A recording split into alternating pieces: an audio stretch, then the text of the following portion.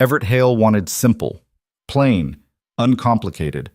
But Lydia Vance arrived with secrets darker than the Montana dust, a past that won't stay buried, and danger trailing close behind. When her father's enforcer comes calling with a smile that promises violence, Everett faces a choice: send her back to the life she escaped, or stand between her and the men who believe she belongs to them. Stay with me until the end. Hit that like button and drop a comment with your city so I can see how far this story travels. The stagecoach was 3 days late. Everett Hale stood outside the general store in Holt's Crossing, hat pulled low against the afternoon glare, watching the eastern road like it owed him money. Around him the town went about its business, horses tied to hitching posts, women with baskets, men arguing over fence wire. Nobody paid him much attention. That's how he preferred it. He'd placed the advertisement 6 weeks ago. Simple words, direct. Rancher seeks wife. No frills. Must be practical, plain, and willing to work. Romance not required. Companionship sufficient. He'd received 4 responses. 3 were clearly written by women who'd read too many dime novels, going on about destiny and the frontier spirit. He'd burned those. The 4th was different. I can cook, manage accounts, and mend what's broken. I don't need poetry, I need distance. If you can provide that, I can provide everything else. No name, just initials, LV. He'd written back with the date and the town. She'd confirmed. That was 8 weeks ago.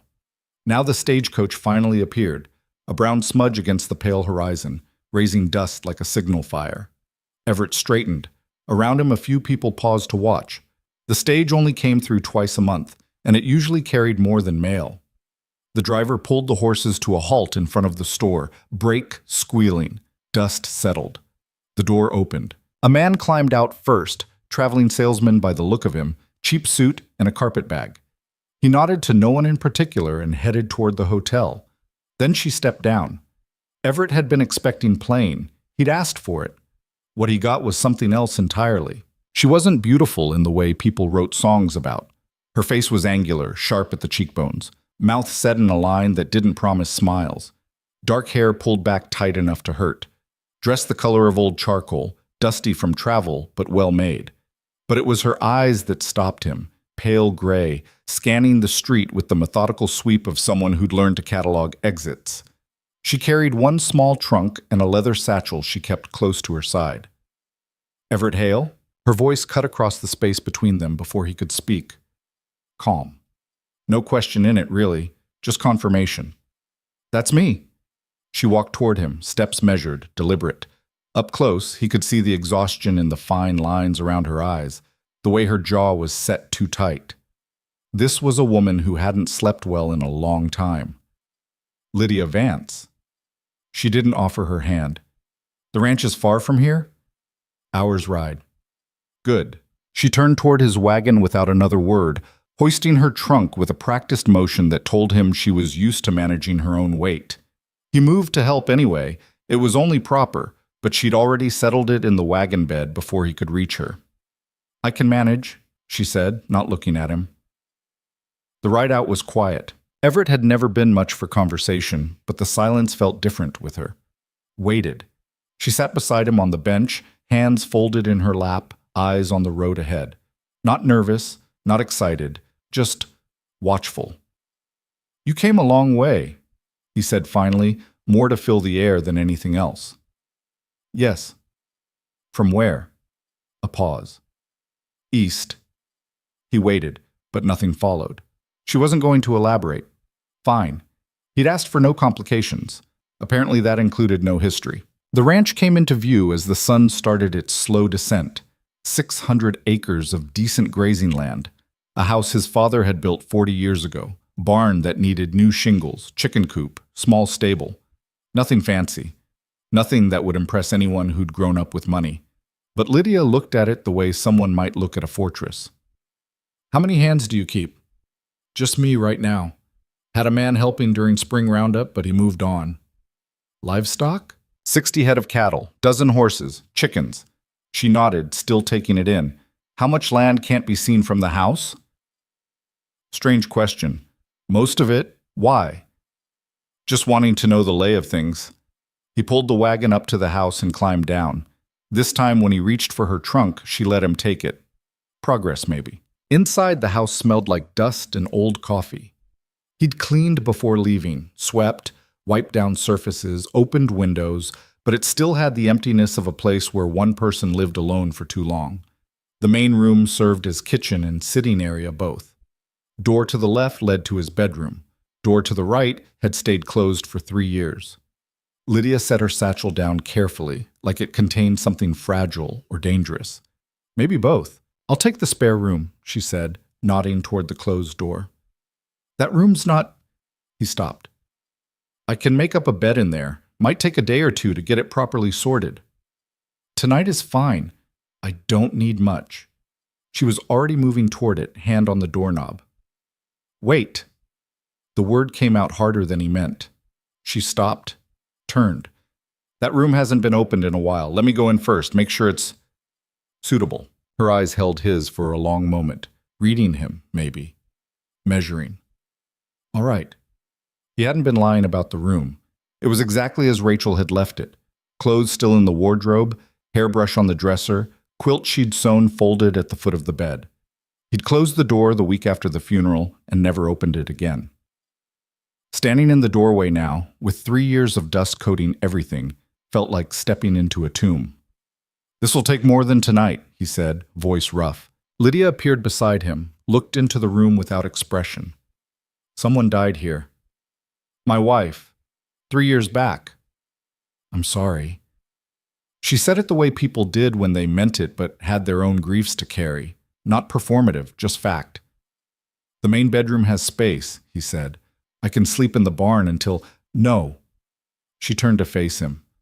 "I'll take this room, but I'll need your help clearing it first." "You don't have to—" "I do. I can't sleep in a shrine, Mr. Hale. Neither can you keep one forever. So we'll deal with it now, or I'll find somewhere else to stay." He should have been angry. Should have told her she'd been here all of 2 minutes and had no right to talk about his house, his dead wife, his grief. But there was something in her directness that cut through the impulse to defend. She wasn't being cruel, she was being practical. "All right," he said finally. "We'll clear it." They worked until the light failed. He packed Rachel's clothes into a trunk. He'd give them to the church maybe, or burn them. He hadn't decided. Lydia stripped the bed, beat the dust from the mattress outside while he wiped down surfaces. She didn't ask questions about Rachel, didn't make gentle comments about loss or healing. She just worked, methodical and efficient, like this was a problem to solve rather than a wound to tend. By the time they finished, the room was empty of ghosts. Just 4 walls, a bed, a dresser, a window that looked west toward land that ran all the way to the mountains. Lydia stood in the doorway, surveying their work. "This is good," she said. "Thank you. I'll bring in your trunk." She'd already made up the bed with sheets from her own luggage by the time he returned. Practical gray linens, well worn, but clean. The trunk went at the foot of the bed. The leather satchel, he noticed, stayed within arm's reach on the floor beside her pillow. Dinner was beans and cornbread. He'd made it before they started on the room, keeping it warm on the stove. They ate at the small table in the kitchen, the silence between them less strained now. Working together had worn down some of the sharp edges. "I can cook," Lydia said, mopping up bean juice with a piece of cornbread. "I'll take over meals starting tomorrow." "You don't have to. We had an arrangement, Mr. Hale. I'm here to be useful, not decorative. Let me be useful. Everett. You can call me Everett." "All right. Everett." She tested the name, then nodded. "And you can call me Lydia." After dinner, she excused herself to her room. He heard the door close, the soft sound of her moving around, then nothing. He sat in the main room, staring at the dying fire in the hearth, wondering what the hell he'd gotten himself into. She wasn't plain, she was sharp, controlled, deliberate in every movement, every word, and she was running from something. He knew that much. The way she'd asked about sightlines from the house, the way she kept that satchel close, the way she'd scanned the street when she stepped off that stagecoach. He should ask, should know what he was bringing onto his land. But he'd promised distance, no complications. Maybe her secrets were the price of that. The next morning, he woke to the smell of coffee and frying bacon. Lydia was already in the kitchen, dressed in a simpler work dress, hair still pulled back tight. She'd found his supplies, figured out his stove, and was cooking breakfast like she'd lived there for years.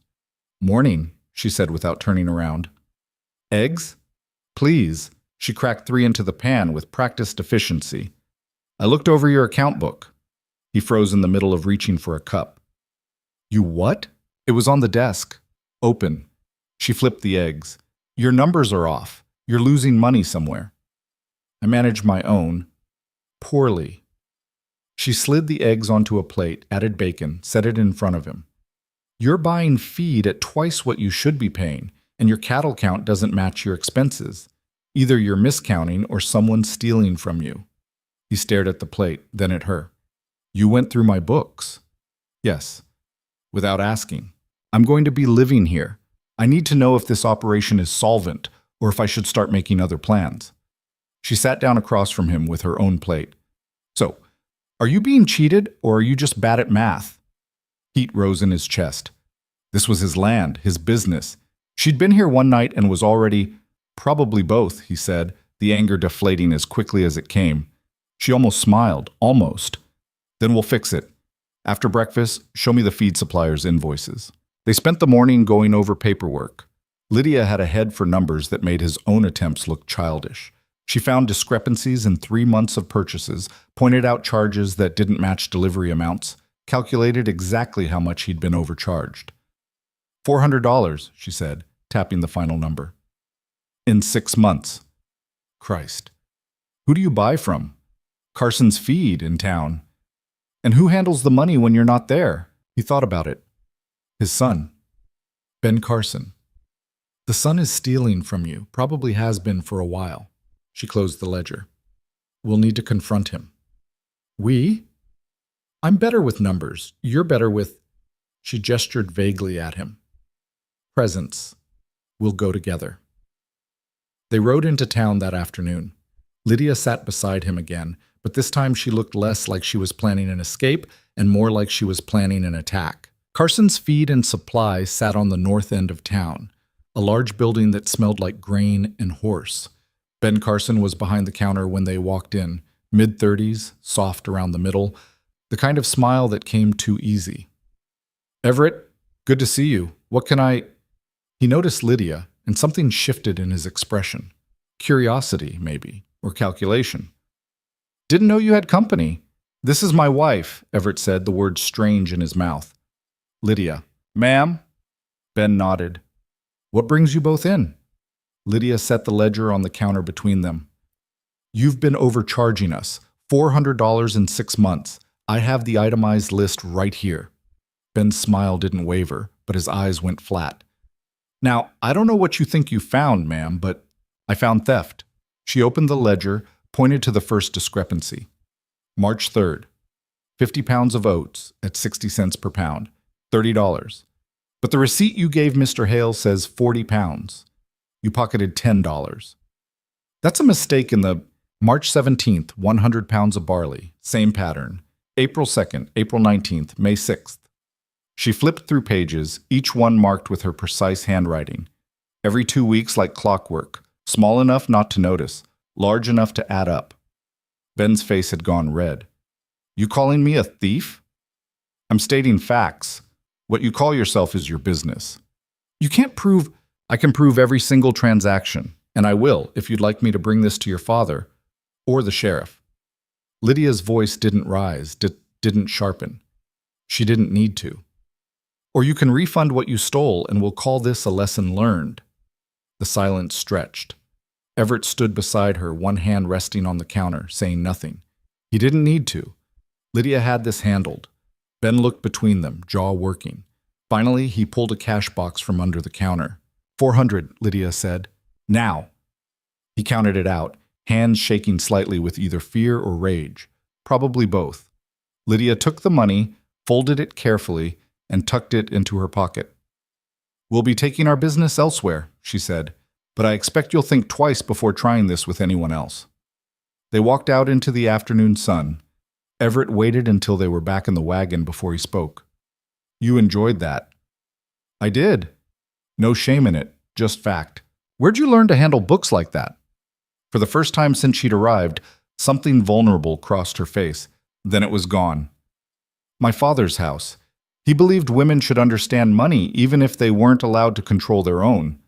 Sounds like a hard man. Hard doesn't begin to cover it. She didn't elaborate. He didn't push. They stopped at the general store on the way out of town. Lydia needed supplies.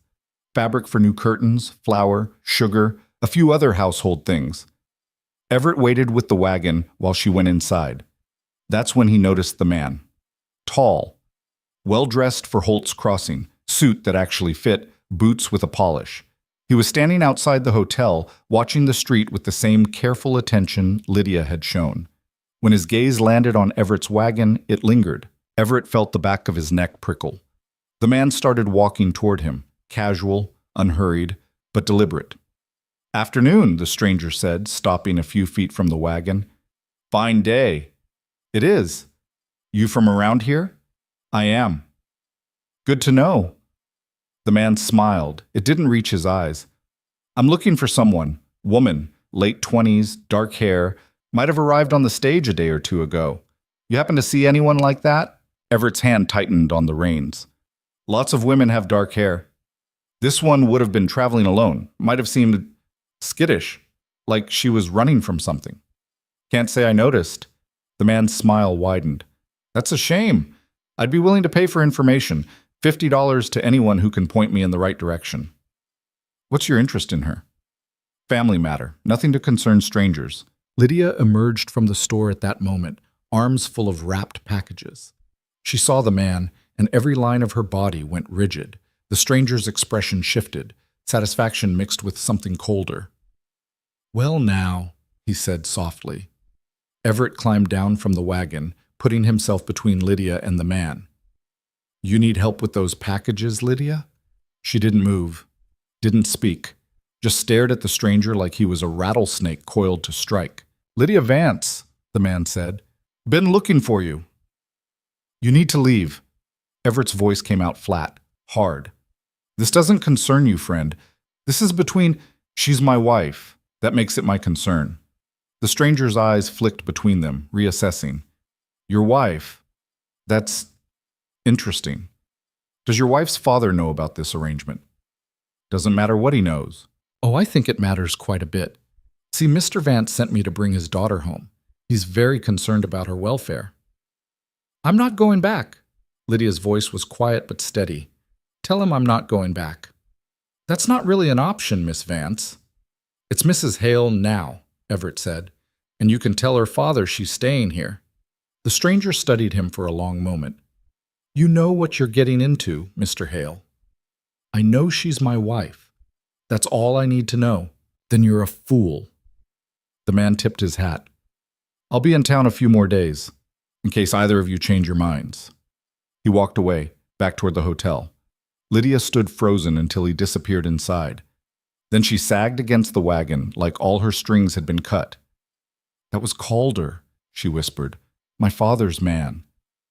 "I figured. He won't stop. He'll come to the ranch. He'll— Let him come."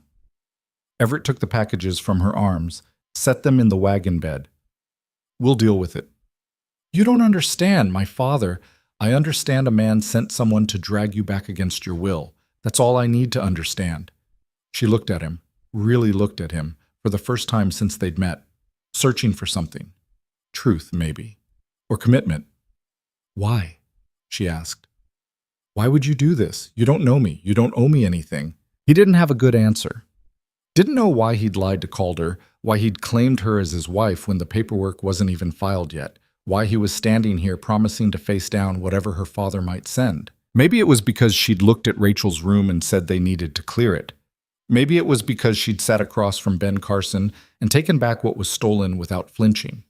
Maybe it was because she'd asked for distance, and he understood that need down to his bones. "Because you're here," he said finally, "on my land, under my roof. That means something." They drove back to the ranch in silence, but this time the quiet felt different. Less like two strangers and more like two people standing on the same side of a line. That night Lydia told him everything. They sat at the kitchen table, coffee growing cold between them, while she laid out the whole story. Her father, Jonathan Vance, railroad magnate, political operator, man who'd built an empire on other people's broken backs. Her mother, who died when Lydia was 12. The arranged marriage to a senator's son, a man 30 years her senior who collected young wives like some men collected hunting trophies. I refused, she said, voice steady despite the tremor in her hands. 3 times. But my father doesn't accept refusal. He locked me in the house, told me I'd come around, that I'd see reason. How'd you get out? Bribed a housemaid, sold my mother's jewelry to pay for passage west, changed my name at every stop. She met his eyes. I saw your advertisement in a newspaper someone left at a hotel. It seemed like safety, distance, exactly what I needed. And now Calder's here. My father won't stop sending men. He views me as property, as leverage for his political ambitions. She wrapped her hands around the cold coffee cup. I should leave. Go further west. Canada, maybe? No. Everett, you want to run? I won't stop you, but you don't have to. We can make this legal. File the marriage papers tomorrow. Once you're legally married, your father's got no claim. That won't stop him. He doesn't care about legality. He cares about control. Then we'll deal with that when it comes. But you're not running again unless you choose to, not because you're scared. She studied him across the table, this quiet rancher who'd asked for simple and gotten her instead, complicated, dangerous, dragging trouble behind her like tin cans on a rope. You'd do this? Actually marry me? Face down whatever my father sends? I would. Why? He thought about Rachel, about the 3 years he'd spent closing doors, shutting down, going through motions, about the way Lydia had walked into that sealed room and said they'd deal with it now. Because I'm tired of living like a ghost, he said, and I think maybe you are too.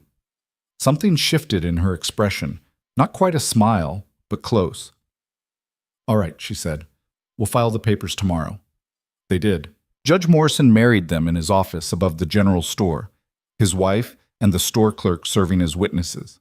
The whole thing took 10 minutes. Lydia signed her name, her real name, in the registry. Everett signed his. The judge pronounced them husband and wife with all the ceremony of a livestock sale. Walking back to the wagon, Lydia touched the wedding band Everett had bought that morning. Simple gold, nothing fancy. This is the strangest wedding I've ever been to, she said. You been to many? Fair point. They were halfway back to the ranch when they saw the dust. Riders, 3 of them, coming fast from the east. Everett pulled the wagon off the road into a small grove of cottonwoods. Lydia didn't ask why. She just climbed down with him, staying low behind the wagon bed. The riders passed without slowing, Calder and 2 others heading toward town, away from the ranch. He's looking for you in the wrong places, Everett said. For now. They waited until the dust settled before getting back on the road. At the ranch, Everett checked the rifle above the door, made sure it was loaded. Lydia watched from the kitchen table. You know how to shoot? He asked. Yes? Good. There's a pistol in the desk drawer. Keep it close. You really think he'll come here? I think a man doesn't hire 3 riders unless he plans to use them. That night, neither of them slept well. Everett kept his boots on, ears tuned to every sound outside. Lydia sat in her room, door cracked, that leather satchel open on her lap. Inside it, he'd glimpsed a small pistol, a stack of letters, and a photograph of a young woman who might have been her mother, everything she'd managed to take when she ran. Dawn came quiet. No riders, no trouble. Just the usual sounds of the ranch waking up, chickens, horses, cattle lowing in the distance. They worked through the morning, Everett mending fence while Lydia reorganized the storage shed. Around noon, she brought him water and stood watching him work. I've been thinking, she said. Yeah? If we're really going to make this work, the ranch, I mean, we need to be smarter about it. You're losing money because you're trying to do everything alone. Can't afford to hire help.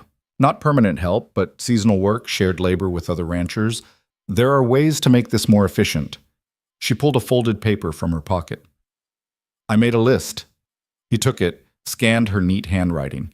Equipment sharing agreements, cooperative feed purchasing, rotating grazing schedules, all things he'd thought about but never had the energy to organize. This is good, he said. I know. No false modesty, just confidence. Give me 2 months and I'll have this operation running at twice the efficiency for half the cost. 2 months might be all we've got before your father makes his move. Then we'd better work fast. They did. Over the next week, Lydia transformed the ranch's operations. She negotiated deals with neighboring ranchers, set up a proper bookkeeping system, reorganized the barn, and somehow convinced old Tom Fletcher, who hadn't spoken to Everett in 5 years over a property line dispute, to share equipment. Everett watched her work with something like awe. This woman who'd shown up running from danger had turned into a force of nature, but every night she still kept that pistol close. And every morning, Everett checked the horizon for riders. Calder hadn't left town. Everett knew because he'd seen the man twice more, once outside the hotel, once near the livery. Watching. Waiting. He's trying to figure out his next move, Lydia said when Everett mentioned it. My father probably told him to bring me back quietly, without causing a scene that might reach the newspapers. And if he can't do it quietly, then he'll do it loudly and deal with the consequences after. The answer came on a Thursday afternoon. Everett was in the barn when he heard Lydia call his name. Not scared, urgent. He came outside to find her standing in the yard, looking toward the road. A single rider approached. Not Calder. Someone else. The man was older, maybe 60, dressed in expensive clothes that had no business on a ranch. He rode well but carefully, like someone who'd learned in English riding schools rather than Western saddles. He stopped 20 feet from the house, looked at Lydia with an expression that mixed disappointment and something colder. "Daughter," he said. Lydia's face went blank. "Father." Jonathan Vance had come himself. Everett moved to stand beside Lydia, not in front of her, beside her. A subtle difference that Vance noticed. "Mr. Vance?" Everett said, keeping his voice neutral. "And you must be the rancher who thought he could steal my daughter." Vance's voice was cultured, educated, the kind of voice that was used to being obeyed. "Everett Hale, I presume." "She's not stolen. She's married. To a stranger. In a sham ceremony designed to avoid her legal obligations. There's nothing sham about it. We filed papers. Judge Morrison married us legal and proper." Vance's expression didn't change. "Lydia, we're going home. I've been patient. I've given you time to come to your senses. That time is over." "I'm not leaving," Lydia said. "I'm married. This is my home now." "This?" Vance gestured at the ranch with barely concealed contempt. "A failing operation on mediocre land with a man who can barely keep his own accounts. This is what you chose over the life I built for you?" "Yes." The word hung in the air between them. Simple. Final. Vance's jaw tightened. "You will come home. Either willingly, or I will have you declared mentally incompetent and removed by force." "On what grounds?" "On the grounds that no sane woman would throw away her future for this. I have 3 doctors who will testify to your unstable mental state. I have lawyers who will have this marriage annulled before sunset." He leaned forward in his saddle. "You think you've found freedom? You've found a prison. And when I'm done, this man will have nothing. I'll destroy him, his land, his reputation, everything." Lydia's hands were shaking, but her voice stayed steady. "Then do it, because I'm still not coming with you." For the first time, Vance looked genuinely angry.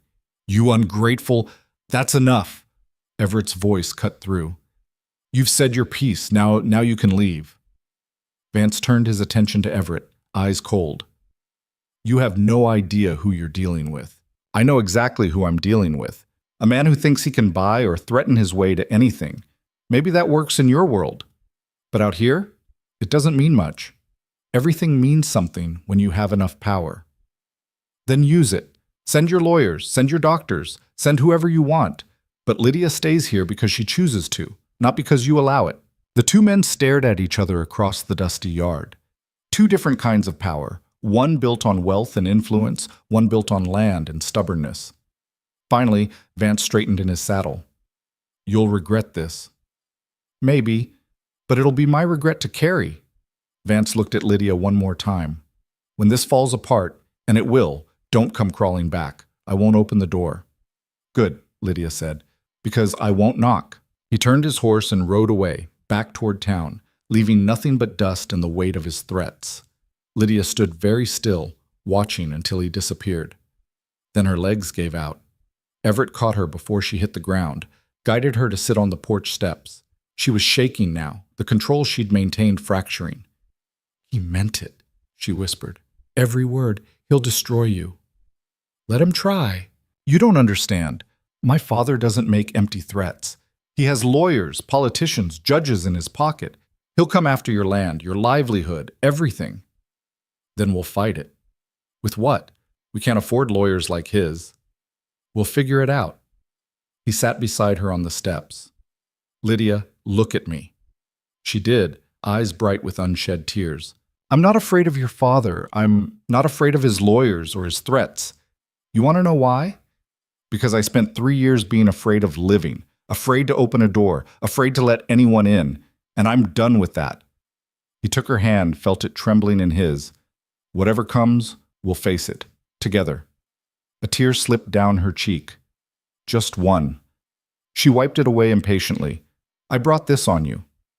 "No, you brought yourself. The rest is just circumstances." She laughed, small and broken. "Circumstances. That's one way to describe my father." They sat together as the sun moved across the sky, two people who'd started as strangers and become something else. Something neither of them had planned, but both of them needed. That night, for the first time since she'd arrived, Lydia knocked on Everett's bedroom door. He opened it to find her standing there in her nightgown, that leather satchel in her hands. "I can't sleep," she said. "Keep thinking I hear horses." "You want to sit in the main room? I can make coffee." "No, I just—" She looked down at the satchel. "This is everything I have left of before. Letters from my mother, a picture, some jewelry I didn't sell. I've been keeping it close because I was afraid someone would take it. No one's taking anything from you here." "I know. That's what I'm realizing." She held out the satchel. "Can you keep this somewhere safe? Somewhere I don't have to watch all the time?" It was trust, pure and simple, the kind that costs something to give. "I can do that." He took the satchel to his room, put it in the trunk at the foot of his bed, the same trunk that held Rachel's packed belongings. 2 women, 2 different kinds of loss, sharing space. When he came back out, Lydia was still standing in the hallway. "Thank you," she said, "for today, for standing with me. It's what people do when they're married." "Is it? My parents weren't like this. My mother died trying to be what my father demanded. And the man he wanted me to marry, he would have broken me the same way. That's not what this is." "I know." She managed a small smile. "This is strange and imperfect and held together with hope and stubbornness. But it's real. More real than anything I had before. Get some sleep," he said gently. "Tomorrow, we'll start figuring out how to protect the ranch." She nodded and turned back to her room. But at the door, she paused. "Everett, if this all falls apart, if my father wins, I want you to know I don't regret it. Any of it. It's not falling apart. But if it does, it won't." She studied him for a moment, then nodded and closed the door. Everett stood in the empty hallway, feeling the weight of what they'd taken on. A powerful man's wrath, legal threats, the possibility of losing everything. But for the first time in 3 years, he felt alive enough to care about losing something. That had to count for something. The lawyer arrived 6 days later. Everett was fixing a broken fence post when he saw the buggy coming up the road, polished black, pulled by a matched pair of grays that had no business on ranch land. The kind of transportation that announced money before the passenger even stepped out. He didn't bother going back to the house, just stood there with the post hole digger in his hands, waiting. The buggy stopped 20 feet away. The man who climbed out wore a suit that probably cost more than Everett's best horse. Thin, gray-haired, with the sort of face that had spent decades finding loopholes. "Mr. Hale?" "That's right." "My name is Victor Ashworth. I represent Jonathan Vance in several legal matters." He pulled a leather case from the buggy. "I have documents that require your attention. I'm kind of busy. This won't take long. May we speak inside?" Everett looked toward the house. Lydia had appeared on the porch, wiping her hands on her apron.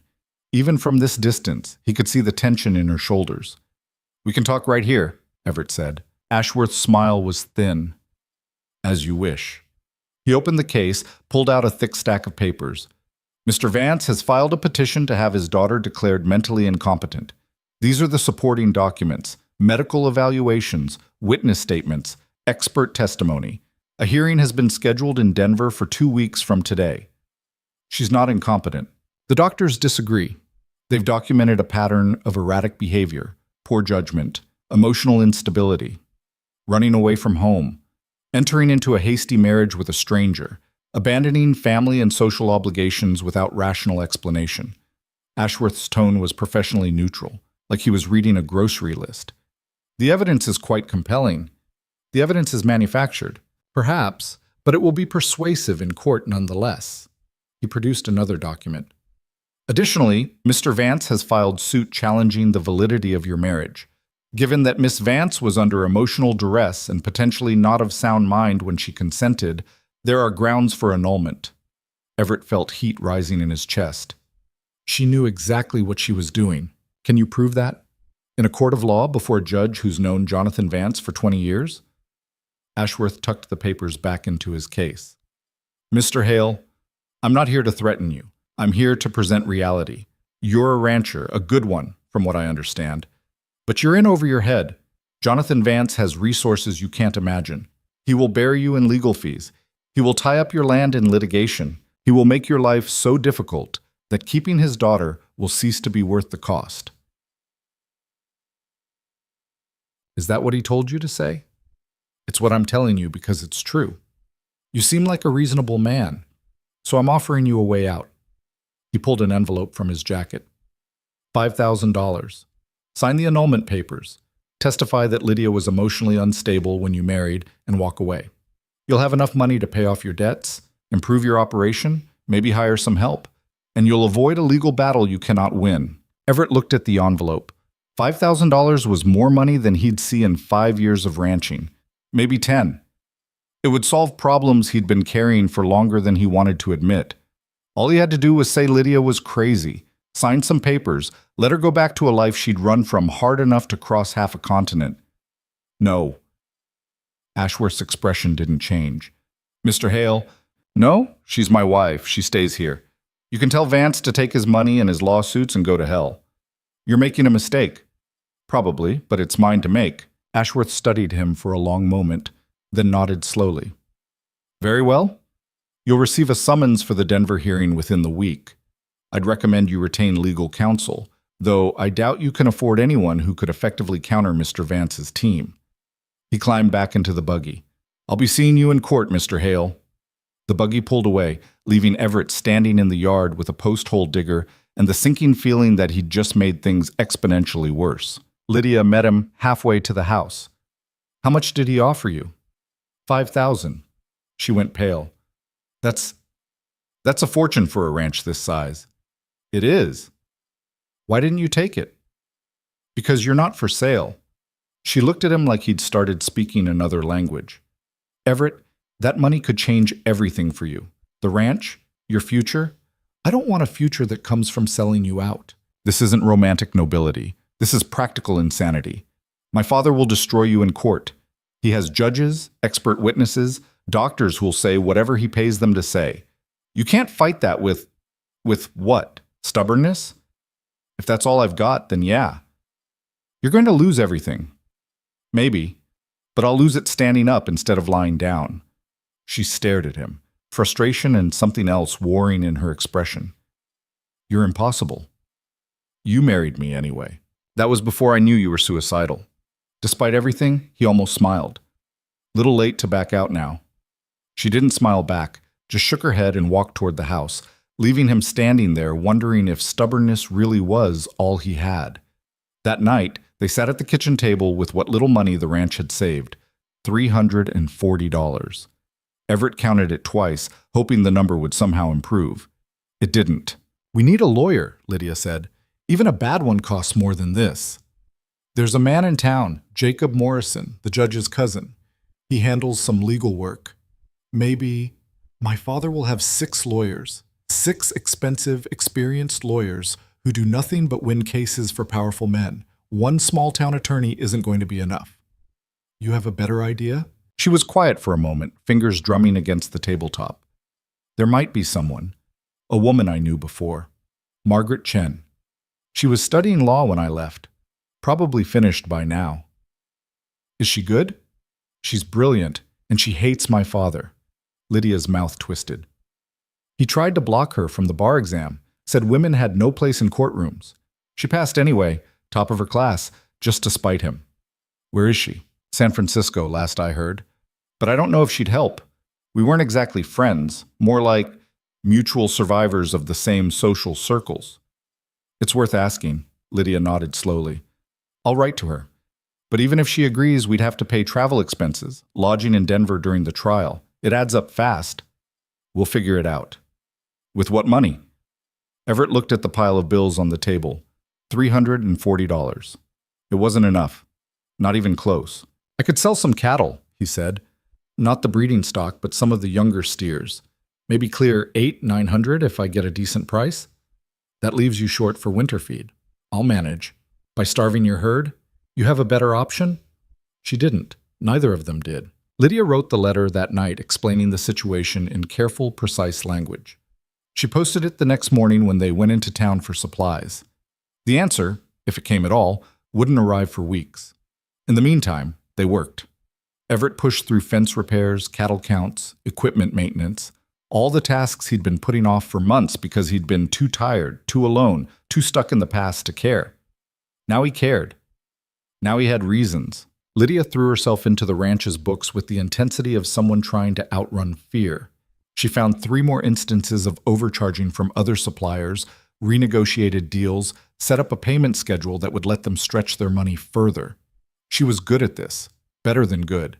She had a mind that saw patterns, found solutions, refused to accept defeat, even when defeat seemed inevitable. They fell into a rhythm, working separately during the day, coming together at meals, sitting in the evening, going over plans and problems. It wasn't the marriage either of them had imagined, but it was real in ways that mattered. 2 weeks after Ashworth's visit, Calder showed up again. Everett was in the barn, mucking out stalls, when he heard Lydia's voice rise sharply from the house.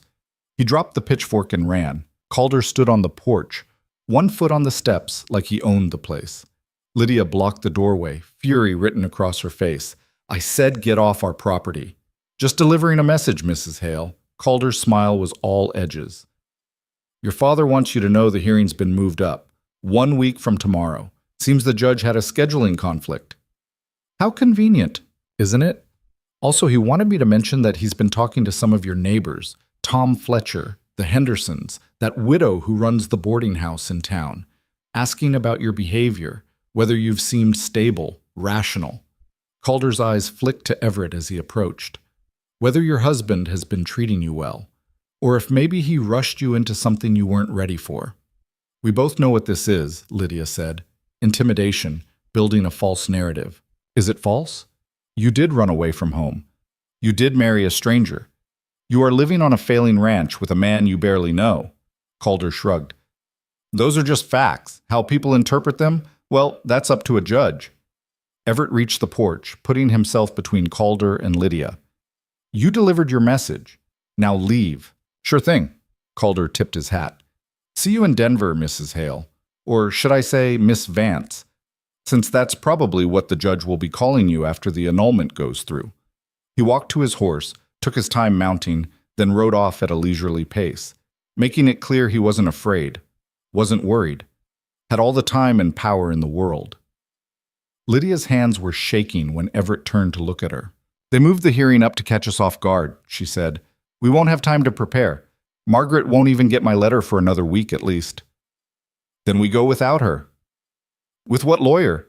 Jacob Morrison does property disputes and wills. He's never handled anything like this. Then we'll represent ourselves. She laughed, sharp and brittle. Against my father's legal team? We'd be slaughtered. Maybe, but showing up and fighting is better than giving up. Is it? Or is it just slower suicide? He didn't have an answer for that, didn't know if there was a right answer. All he knew was that backing down now felt like dying by degrees. They went into town the next day to talk to Jacob Morrison anyway. The lawyer's office sat above the general store, a small room crammed with law books and stacked papers. Morrison himself was 60-something, balding, with ink stains on his fingers and a permanent squint from reading by lamplight. He listened to their situation with increasing alarm. You want me to go up against Jonathan Vance's attorneys in a competency hearing? Morrison set down his pen carefully. Mr. Hale, I appreciate your confidence, but I'm not qualified for this. I handle contracts, property transfers, simple legal matters. What you're describing, this is beyond my experience. But you could try, Everett said. I could try and fail spectacularly, which wouldn't help Mrs. Hale and would damage my reputation in the process. Morrison looked genuinely apologetic. I'm sorry, but you need someone with trial experience. Someone who knows how to counter the kind of tactics Vance's team will use. We don't have anyone else. Then you need to find someone, fast. Morrison pulled out a piece of paper, wrote a name. There's a lawyer in Cheyenne, Martin Cross. He's handled some difficult cases, might be willing to take this on. What's his fee? Morrison hesitated. High, but he's good, better than good. If anyone could stand up to Vance's attorneys, it's him. They left with the name and a sinking feeling. Cheyenne was 3 days' travel, and they had less than a week before the hearing. I'll go, Lydia said as they climbed into the wagon. Tonight. Catch the evening stage, be there by tomorrow night. Not alone. We can't both leave the ranch. I'm not letting you travel alone. Not with Calder and your father's men around. Then we'll both go. Hire someone to watch the place. With what money? We need every dollar for the lawyer. They argued about it all the way back to the ranch. Lydia wanted to go alone, fast, efficient. Everett refused to let her put herself at risk. Neither of them budged. The solution came from an unexpected source. Tom Fletcher showed up at sunset, riding his old mule, hat in his hands. Heard you might need help, he said when Everett met him in the yard. Who told you that? The widow Henderson. She mentioned Calder was asking questions about your wife, about whether she seemed right in the head. Tom's weathered face creased into something like shame. I told him she seemed fine to me. Smarter than most women I've met, actually. Smarter than most men, too. Appreciate that. I also heard you're headed to Cheyenne to find a lawyer. That true? Might be. Then you need someone to watch your place. I can do that. Stay here, feed the animals, make sure nobody comes sniffing around while you're gone. Tom met his eyes. I know we've had our differences, but what Vance is doing, trying to drag his daughter back like she's property, that ain't right. I got daughters of my own. Wouldn't stand for someone treating them that way. Everett felt something loosen in his chest. You'd do that? Already told my boys I'd be gone a few days. They can handle my place. Tom glanced at Lydia, who'd come out onto the porch. You go find that lawyer. Fight this thing proper. I'll make sure everything here stays standing. They left at dawn, catching the early stage to Cheyenne. The journey was long, cramped, dusty. Lydia sat rigid beside Everett, hands folded in her lap, staring out the window at passing landscape. She hadn't slept the night before. Neither had he. What if this Cross won't take the case? She asked as the stage jolted over a rough patch of road. Then we find someone else. And if there is no one else? There will be. She looked at him, something raw in her expression. You keep saying that, like certainty makes it true. Better than assuming defeat. I've spent my whole life watching my father win. Every time. Against better opponents than us. Against people with more money, more power, more everything. He always wins. Maybe it's time he didn't. Hope isn't a strategy, Everett. No, but it's a start. They reached Cheyenne late the next evening, exhausted and covered in road dust. Martin Cross's office was closed, but the building's caretaker told them where he lived.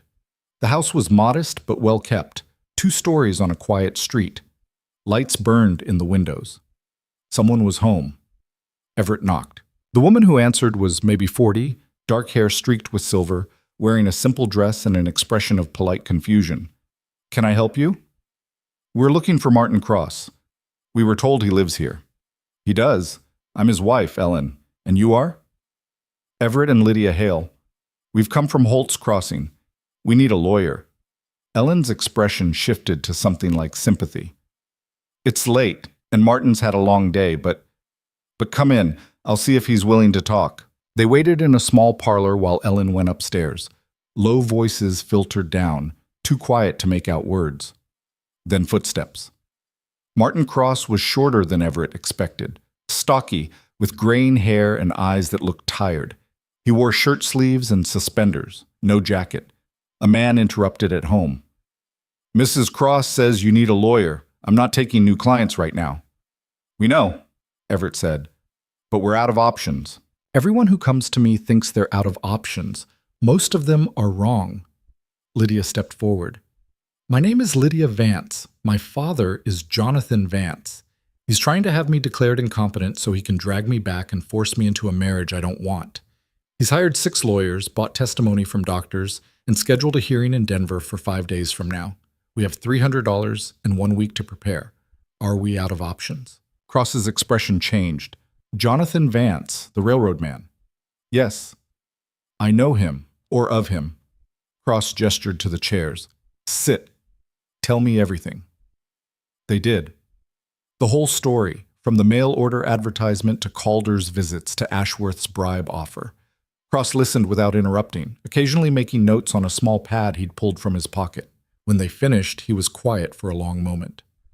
This is a disaster of a case, he said finally. Lydia's face fell. So you won't take it? I didn't say that. I said it's a disaster. Vance has money, connections, and time to prepare. You have none of those things. The hearing's been moved up to prevent you from mounting a proper defense. The judge is almost certainly in Vance's pocket. And even if by some miracle we win, Vance will appeal, drag this out for years if necessary. So what do we do? Cross leaned back in his chair, studying them both. We don't play his game, we play ours. Meaning what? Meaning we don't argue competency, we argue authority. Vance's entire case rests on the assumption that he has the right to control his adult daughter's choices. We challenge that assumption. Make it about his behavior, not yours. Lydia shook her head. His lawyers will just say I was manipulated, coerced by Everett. Were you? No. Then we prove it. We show that your marriage was a deliberate choice made by a rational adult woman. We bring witnesses who can testify to your competency. We demonstrate that running from your father was the rational response to an irrational situation. Cross tapped his pen against the notepad. We make Vance the one on trial, not you. Can that work? Everett asked.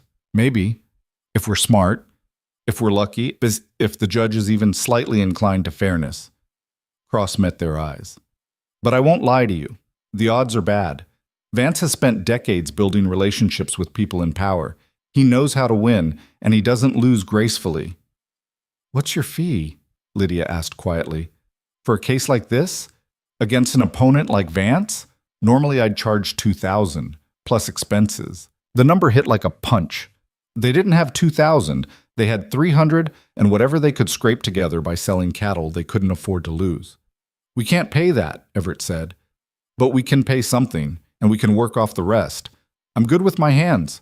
Carpentry, fence work, whatever you need. Cross looked at him for a long moment, then at Lydia. Then at his wife, who'd been standing quietly in the doorway. Ellen nodded slightly. 500, Cross said. Half up front, half when this is over. Win or lose. We don't have 500, Lydia said. You have 3, you said. Give me that. We'll call the rest a loan. You can pay it back when you're able. Why would you do that? Cross's expression hardened. Because 20 years ago, Jonathan Vance destroyed a friend of mine, ruined his business, his reputation, drove him to drink himself to death. All because my friend refused to sell his land for Vance's railroad. I've been waiting for a chance to put a blade in that man's ribs. This might be it. Everett and Lydia looked at each other. $300. It was most of what they had. If Cross lost, they'd be broke and Lydia would be gone. But if they didn't try, she'd be gone anyway. Deal, Everett said. They spent the next 3 days preparing. Cross was methodical, relentless. He interviewed them separately, together, asked questions that felt invasive and necessary. He wanted to know everything about Lydia's life before she ran, about her father's treatment, the forced engagement, the escape. He wanted dates, names, specific incidents that demonstrated a pattern of control. He grilled Everett, too, about the advertisement, the marriage, their arrangement, looking for cracks, inconsistencies, anything Vance's lawyers might exploit. They're going to paint you as a predator, Cross told Everett during one session. A man who took advantage of a vulnerable woman. You need to be ready for that. I didn't take advantage. I know. But they'll argue it anyway. So we need your story airtight. Why did you place that advertisement?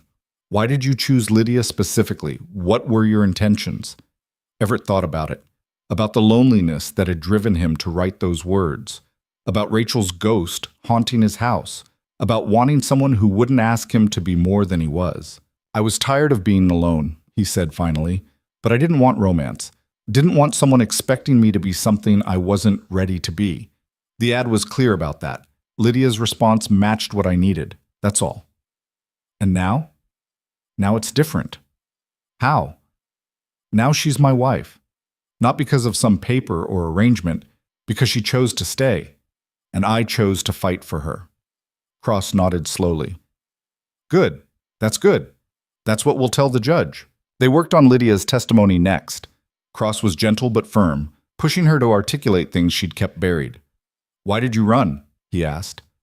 Because my father gave me no choice. That's not enough. Why that specific decision? Why not wait, try to reason with him, find another way? Lydia's hands clenched in her lap. Because I'd tried reasoning. 3 times I refused the engagement. 3 times he ignored me. He locked me in my room, posted guards, told me I'd come around or he'd make me come around. Her voice shook. The man he wanted me to marry, Senator Hartford's son, he came to dinner once. He looked at me like I was a horse he was considering buying. Talked about my education, my accomplishments, my appearance. Never once asked what I wanted. When I objected, my father sent me to my room. Like I was a child. Like my opinion didn't matter. And you believed he'd force the marriage? I knew he would. My father doesn't make threats he won't follow through on. Cross scribbled notes. We'll use that. Show the pattern of control. Make it clear that running wasn't irrational. It was survival. On the 4th day, they traveled to Denver. The city was bigger than Holt's Crossing by orders of magnitude. Buildings stacked against each other, streets crowded with people and wagons and noise. Lydia watched it all with the expression of someone seeing a life she'd left behind. The hearing was scheduled for the next morning in the territorial courthouse. Cross had reserved them rooms at a modest hotel near the building. They checked in, went over the case one final time, then tried to sleep. Everett lay awake most of the night, staring at the ceiling, listening to the unfamiliar sounds of the city outside. In the next room, he could hear Lydia moving around, equally restless. Around 3 a.m, he heard her door open. Footsteps in the hall, a soft knock. He opened his door to find her standing there in her nightgown, face pale. Can't sleep, she said. Me neither. I keep thinking about tomorrow, about seeing my father again, about what happens if we lose. We're not going to lose. You don't know that. No, but I believe it anyway. She looked at him, something desperate in her expression. What if I'm not worth all this? The money, the fight, the risk to your ranch. You are. How do you know? Because you fixed my accounts. Because you cleared Rachel's room without flinching. Because you stood up to your father and Calder and every other person who tried to push you around. He reached out, took her hand. Because you're the bravest person I've ever met, even when you're scared. She squeezed his hand hard enough to hurt. I'm terrified. I know, so am I. But you're still here. So are you. They stood in the doorway like that for a long moment, 2 people holding on to each other against the weight of what morning would bring. Try to sleep, he said finally. Tomorrow, we fight. She nodded and went back to her room. This time, when he lay down, exhaustion finally pulled him under. Morning came too fast and too slow at once. They dressed carefully, Lydia in her best dress, Everett in the one suit he owned, both of them looking like they were going to a funeral instead of a hearing. Cross met them in the hotel lobby, already carrying his briefcase, looking grim but determined. Remember what we practiced, he said as they walked to the courthouse. Answer questions directly. Don't volunteer information. If you don't know something, say so. Don't guess. The courthouse was imposing, all stone and columns, built to intimidate. Inside, the halls echoed with footsteps and low voices. Cross led them to a hearing room on the 2nd floor. Jonathan Vance was already there. He sat at the front table with his legal team, 6 men in expensive suits, papers spread before them, looking confident and prepared. Vance himself wore the expression of a man who'd already won and was just waiting for everyone else to acknowledge it. His eyes found Lydia as they entered. Something cold passed across his face, then disappeared behind professional neutrality. Lydia's steps faltered. Everett put a hand on her back, kept her moving forward. They took their seats at the opposite table. David versus Goliath. Except in the Bible, David won. The judge entered, a heavy-set man in his 60s, robes swishing, expression already tired. He settled behind the bench, surveyed both tables, then nodded to the court clerk. In the matter of Jonathan Vance versus Lydia Hale, petition for declaration of mental incompetence, let's begin. Vance's lead attorney stood first, a silver-haired man named Whitmore, who moved with the casual confidence of someone who'd never lost a case he cared about. Your Honor, this is a straightforward matter. Jonathan Vance is a concerned father seeking to protect his daughter from the consequences of mental instability. We have documentation from 3 physicians, all of whom have evaluated Miss Vance. Mrs. Hale, Cross interrupted, standing. Her legal name is Mrs. Lydia Hale. She's married. Whitmore didn't miss a beat. The validity of that marriage is precisely what's in question. As our petition clearly states, Miss Vance entered into this arrangement while in a state of emotional and mental distress that rendered her incapable of informed consent. The judge, Henderson, according to the nameplate on his bench, looked over his glasses at Cross. Counsel, you'll have your chance to respond. Mr. Whitmore, continue. Whitmore nodded. Thank you, Your Honor. As I was saying, we have medical evidence. We have witness testimony.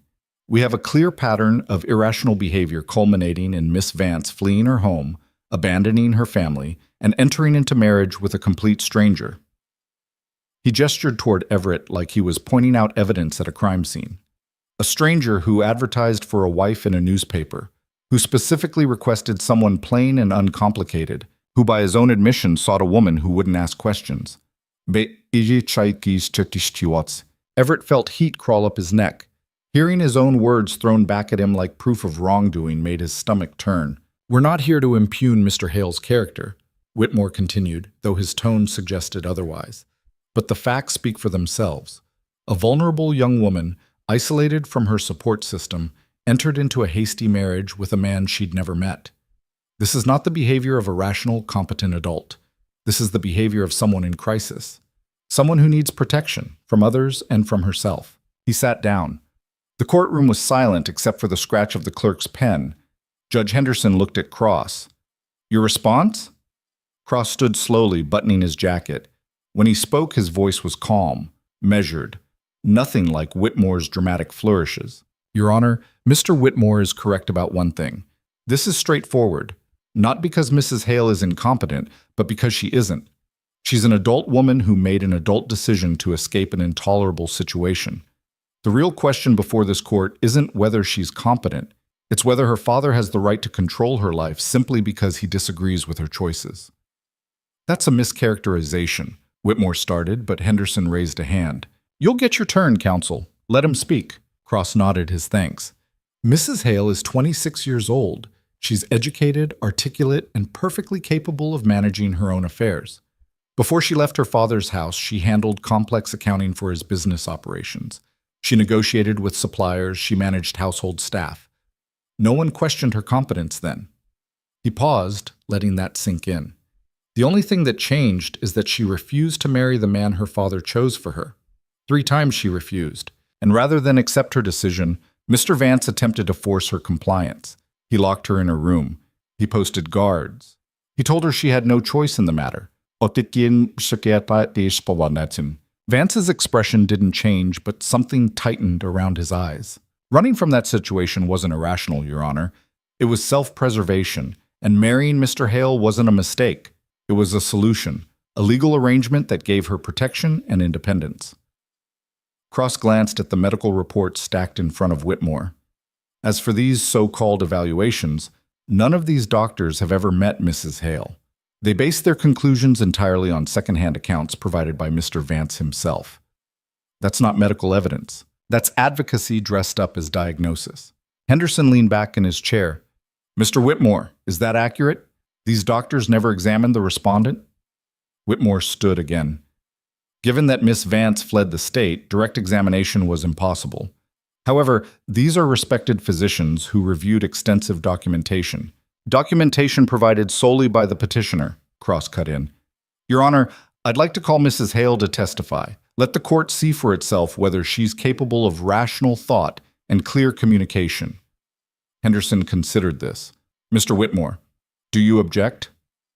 We'd prefer to present our evidence first, Your Honor. Establish the pattern of behavior before. I'll allow it. Mrs. Hale, please take the stand. Lydia stood. Her hands were steady, but Everett could see the tension in her shoulders as she walked to the witness box. She placed her hand on the Bible the clerk offered, swore to tell the truth, and sat. Cross approached with papers in hand, but his manner was gentle. Not like he was interrogating a hostile witness, more like he was giving her space to speak. Mrs. Hale, can you state your full name for the record? Lydia Marie Vance Hale. And you are currently married to Everett Hale? Yes. How did you meet your husband? Through a mail order advertisement. He was seeking a wife. I responded. Why? Lydia's gaze didn't waver. Because I needed to get away from my father, and marriage to someone far from his influence seemed like the safest option. What were you running from? An arranged marriage. My father had negotiated an engagement to Senator Hartford's son without consulting me. When I refused, he made it clear my consent wasn't required. Cross nodded. Can you describe what happened when you refused? The first time he told me I was being foolish, that I didn't understand what was best for me. The second time he threatened to cut off my access to money and social connections. The third time he had me confined to my room. Guards outside the door. No visitors allowed except for the Hartford family and my father's associates. Her voice stayed level, but her hands gripped the edge of the witness box. He told me I would marry William Hartford whether I wanted to or not, that he'd drag me to the altar if necessary. Did you believe him? Yes. My father doesn't make empty threats. So you ran? Yes. Walk me through that decision. How did you plan it? Execute it? Lydia straightened. I waited until I knew the guard rotation. There was a 2-hour window on Wednesday nights when the staff changed shifts. I packed a single bag with essentials.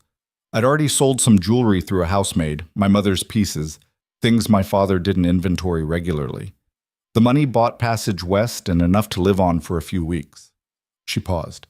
I changed my name at every stop, paid for separate tickets, made sure I wasn't followed. By the time I reached Holt's Crossing, I'd crossed 6 states and used 4 different names. Amapaset. Cross smiled slightly. That sounds like careful planning, rational thought. It was necessary. When you arrived in Holt's Crossing and met Mr. Hale for the first time, did you feel pressured to go through with the marriage? No, he gave me space, asked if I was sure, made it clear I could change my mind. But you didn't. No, because he offered what I needed, distance from my father and a legal status that would make it harder to drag me back. And now? Months later? How would you characterize your marriage? Lydia was quiet for a moment. When she spoke, something in her voice had softened. It's not what either of us expected, but it's real. We work together. We make decisions together. He doesn't try to control me or tell me what to think. That's more respect than I ever got from my father.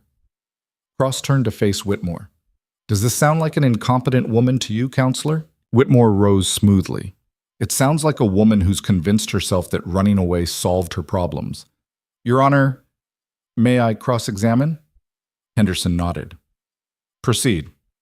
Whitmore approached the witness stand with the careful steps of a hunter approaching prey. His smile was pleasant, professional, dangerous. Mrs. Hale?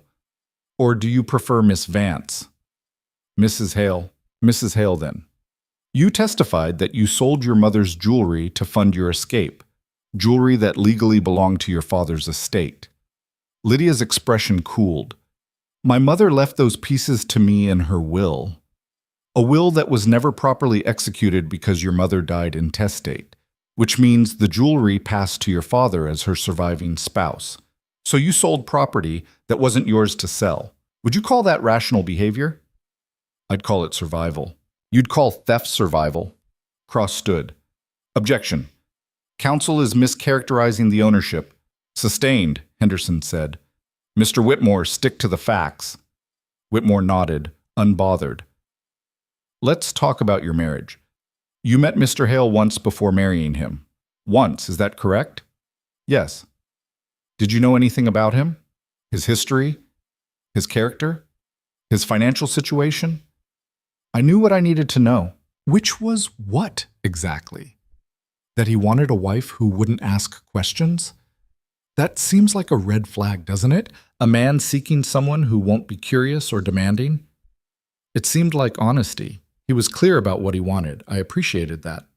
Or were you so desperate to escape your father that you'd have married anyone? Any stranger who offered a way out? Lydia's jaw tightened. I wasn't desperate. I was deliberate. Deliberate enough to investigate whether Mr. Hale was a suitable husband, whether he had debts, a criminal history, any history of violence. I trusted my judgment. Based on what? One conversation? One meeting? Whitmore's voice sharpened. Miss Vance, that's not deliberation. That's recklessness. That's the action of someone not thinking clearly.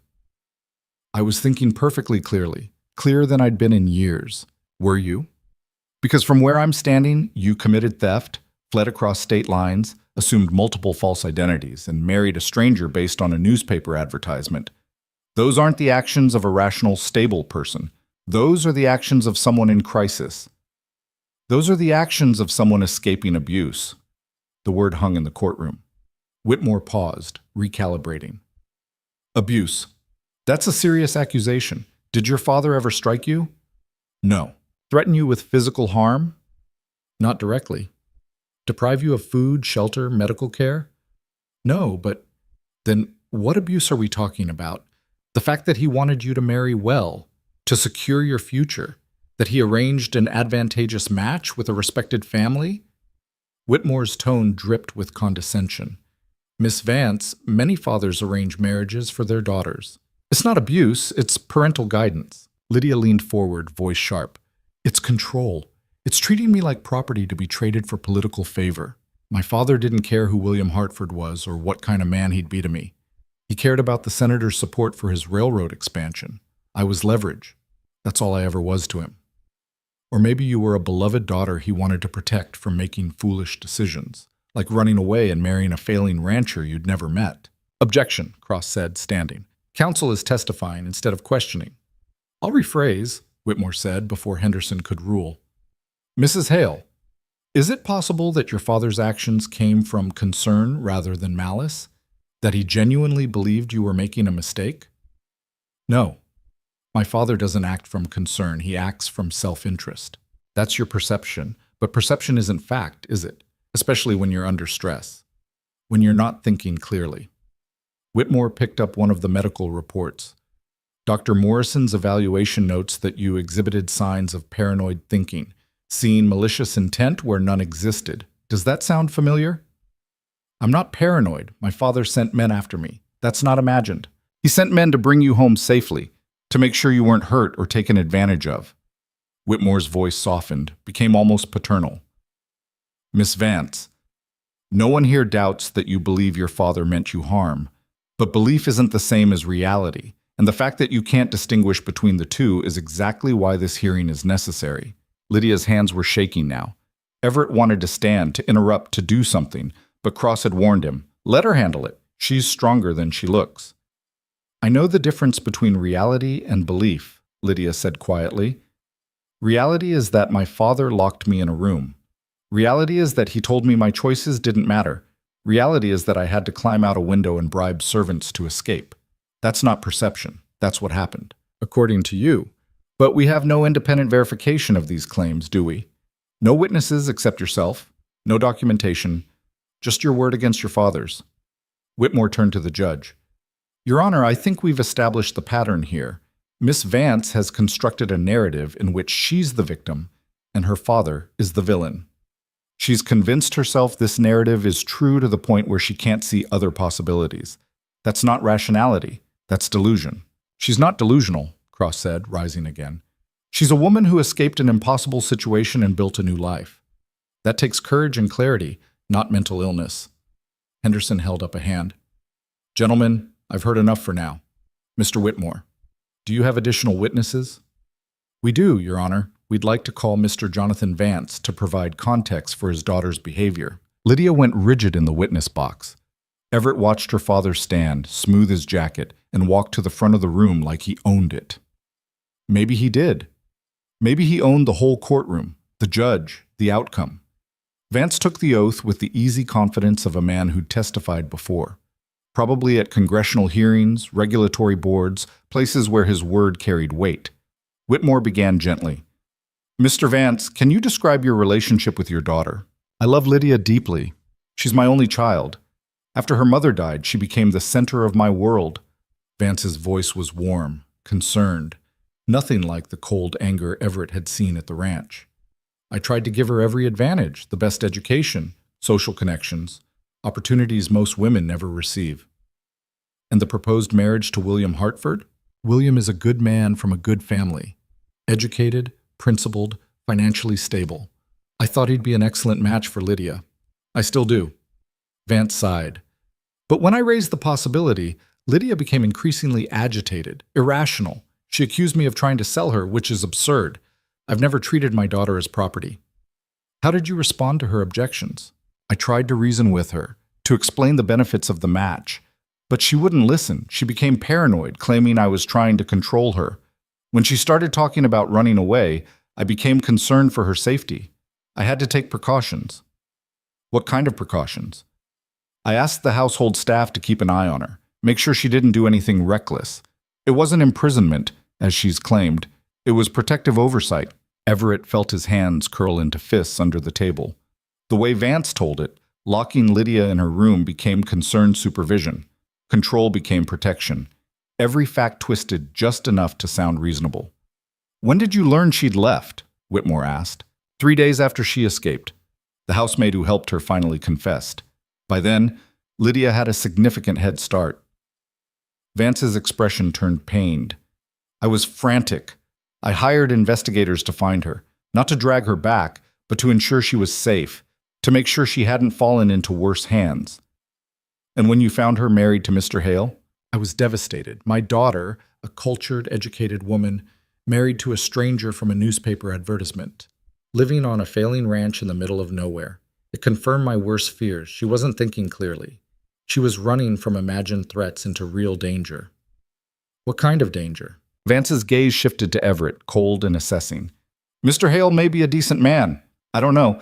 But his advertisement specifically requested someone who wouldn't ask questions. What kind of man wants a wife who won't be curious? What is he hiding? Everett started to rise, but Cross put a hand on his arm. Stay calm. Don't react. Furthermore, Vance continued, Mr. Hale's ranch is deeply in debt. He's been overcharged by suppliers for months without noticing. His operation is barely solvent. What happens when it fails completely? What happens to my daughter then? Objection, Cross said. Mr. Vance is speculating about the future and making unfounded accusations about my client's character. Sustained. Mr. Vance, stick to facts you can verify. Vance nodded. The fact is, my daughter left a secure, comfortable life to marry a man she didn't know. That's not rational behavior. That's the behavior of someone who needs help. Whitmore smiled. Thank you, Mr. Vance. No further questions. Cross stood for cross-examination. His approach was different from Whitmore's, less theatrical, more surgical. Mr. Vance, you testified that you love your daughter deeply. I do. Then why did you have her confined to her room when she refused the engagement? I didn't confine her. I asked the staff to keep watch. Did she have freedom to leave her room? A pause. Not without supervision. Could she go outside? Not alone, for her safety. Could she have visitors? Selected visitors, family friends, the Hartfords. But not friends of her own choosing? I was concerned about outside influences. Cross nodded slowly. So she couldn't leave her room freely, couldn't go outside alone, couldn't see people without your approval. Most people would call that confinement, Mr. Vance. What would you call it? Protection. From what? From making irreversible mistakes. Like refusing to marry William Hartford. Vance's jaw tightened. Like running away. She hadn't run away yet. You confined her before she ran. So what were you protecting her from? Her own choices? From choices made in emotional distress. Who determined she was in emotional distress? Did you have her evaluated by a doctor? I didn't need a doctor to tell me my daughter wasn't thinking clearly. But you need doctors now to declare her incompetent. Isn't that convenient? Cross picked up the medical reports. These evaluations were performed by doctors who never met Mrs. Hale. They based their conclusions entirely on information you provided. Information that painted her in the worst possible light. correct? I provided accurate information about her behavior. Your version of her behavior. Your interpretation. Your narrative. Cross set the reports down. Mr. Vance, isn't it true that you're not concerned about your daughter's mental health? You're concerned about your loss of control over her life? That's absurd. Is it? You arranged a marriage she didn't want. She refused. You confined her. She escaped. You sent men after her. She married someone else. You sued for annulment and incompetency. At every step, when Mrs. Hale exercises independence, you try to override it. That's not concern. That's control. Vance's composure cracked slightly. I'm her father. I have the right to guide her decisions. She's 26 years old. She's an adult. What right do you have to guide anything? The right of a parent who knows better than a child what's... She's not a child, Mr. Vance. She's a grown woman. And the only thing you know better than her is how to manipulate courts and doctors into agreeing with you. Objection. Objection. Whitmore was on his feet. Counsel is making speeches instead of asking questions. Withdrawn, Cross said smoothly. He turned back to Vance. Let me ask you this. If Mrs. Hale is declared competent today and chooses to remain with Mr. Hale, will you accept that decision? The silence stretched. Vance's expression hardened. No, he said finally. Because she's not competent to make that decision. That's why we're here. And if a doctor examined her today and found her perfectly rational, then that doctor would be wrong. Cross smiled without humor. In other words, the only acceptable outcome for you is the one where you get your daughter back, where you regain control. Everything else, her choices, her marriage, her life, is irrelevant. I want what's best for my daughter. No, Mr. Vance, you want what you've decided is best. There's a difference. Cross looked at the judge. No further questions, Your Honor. Vance stepped down, his face tight with barely controlled anger. As he passed their table, his eyes locked on Lydia for just a moment. The look wasn't loving or concerned. It was cold calculation, a promise that this wasn't over.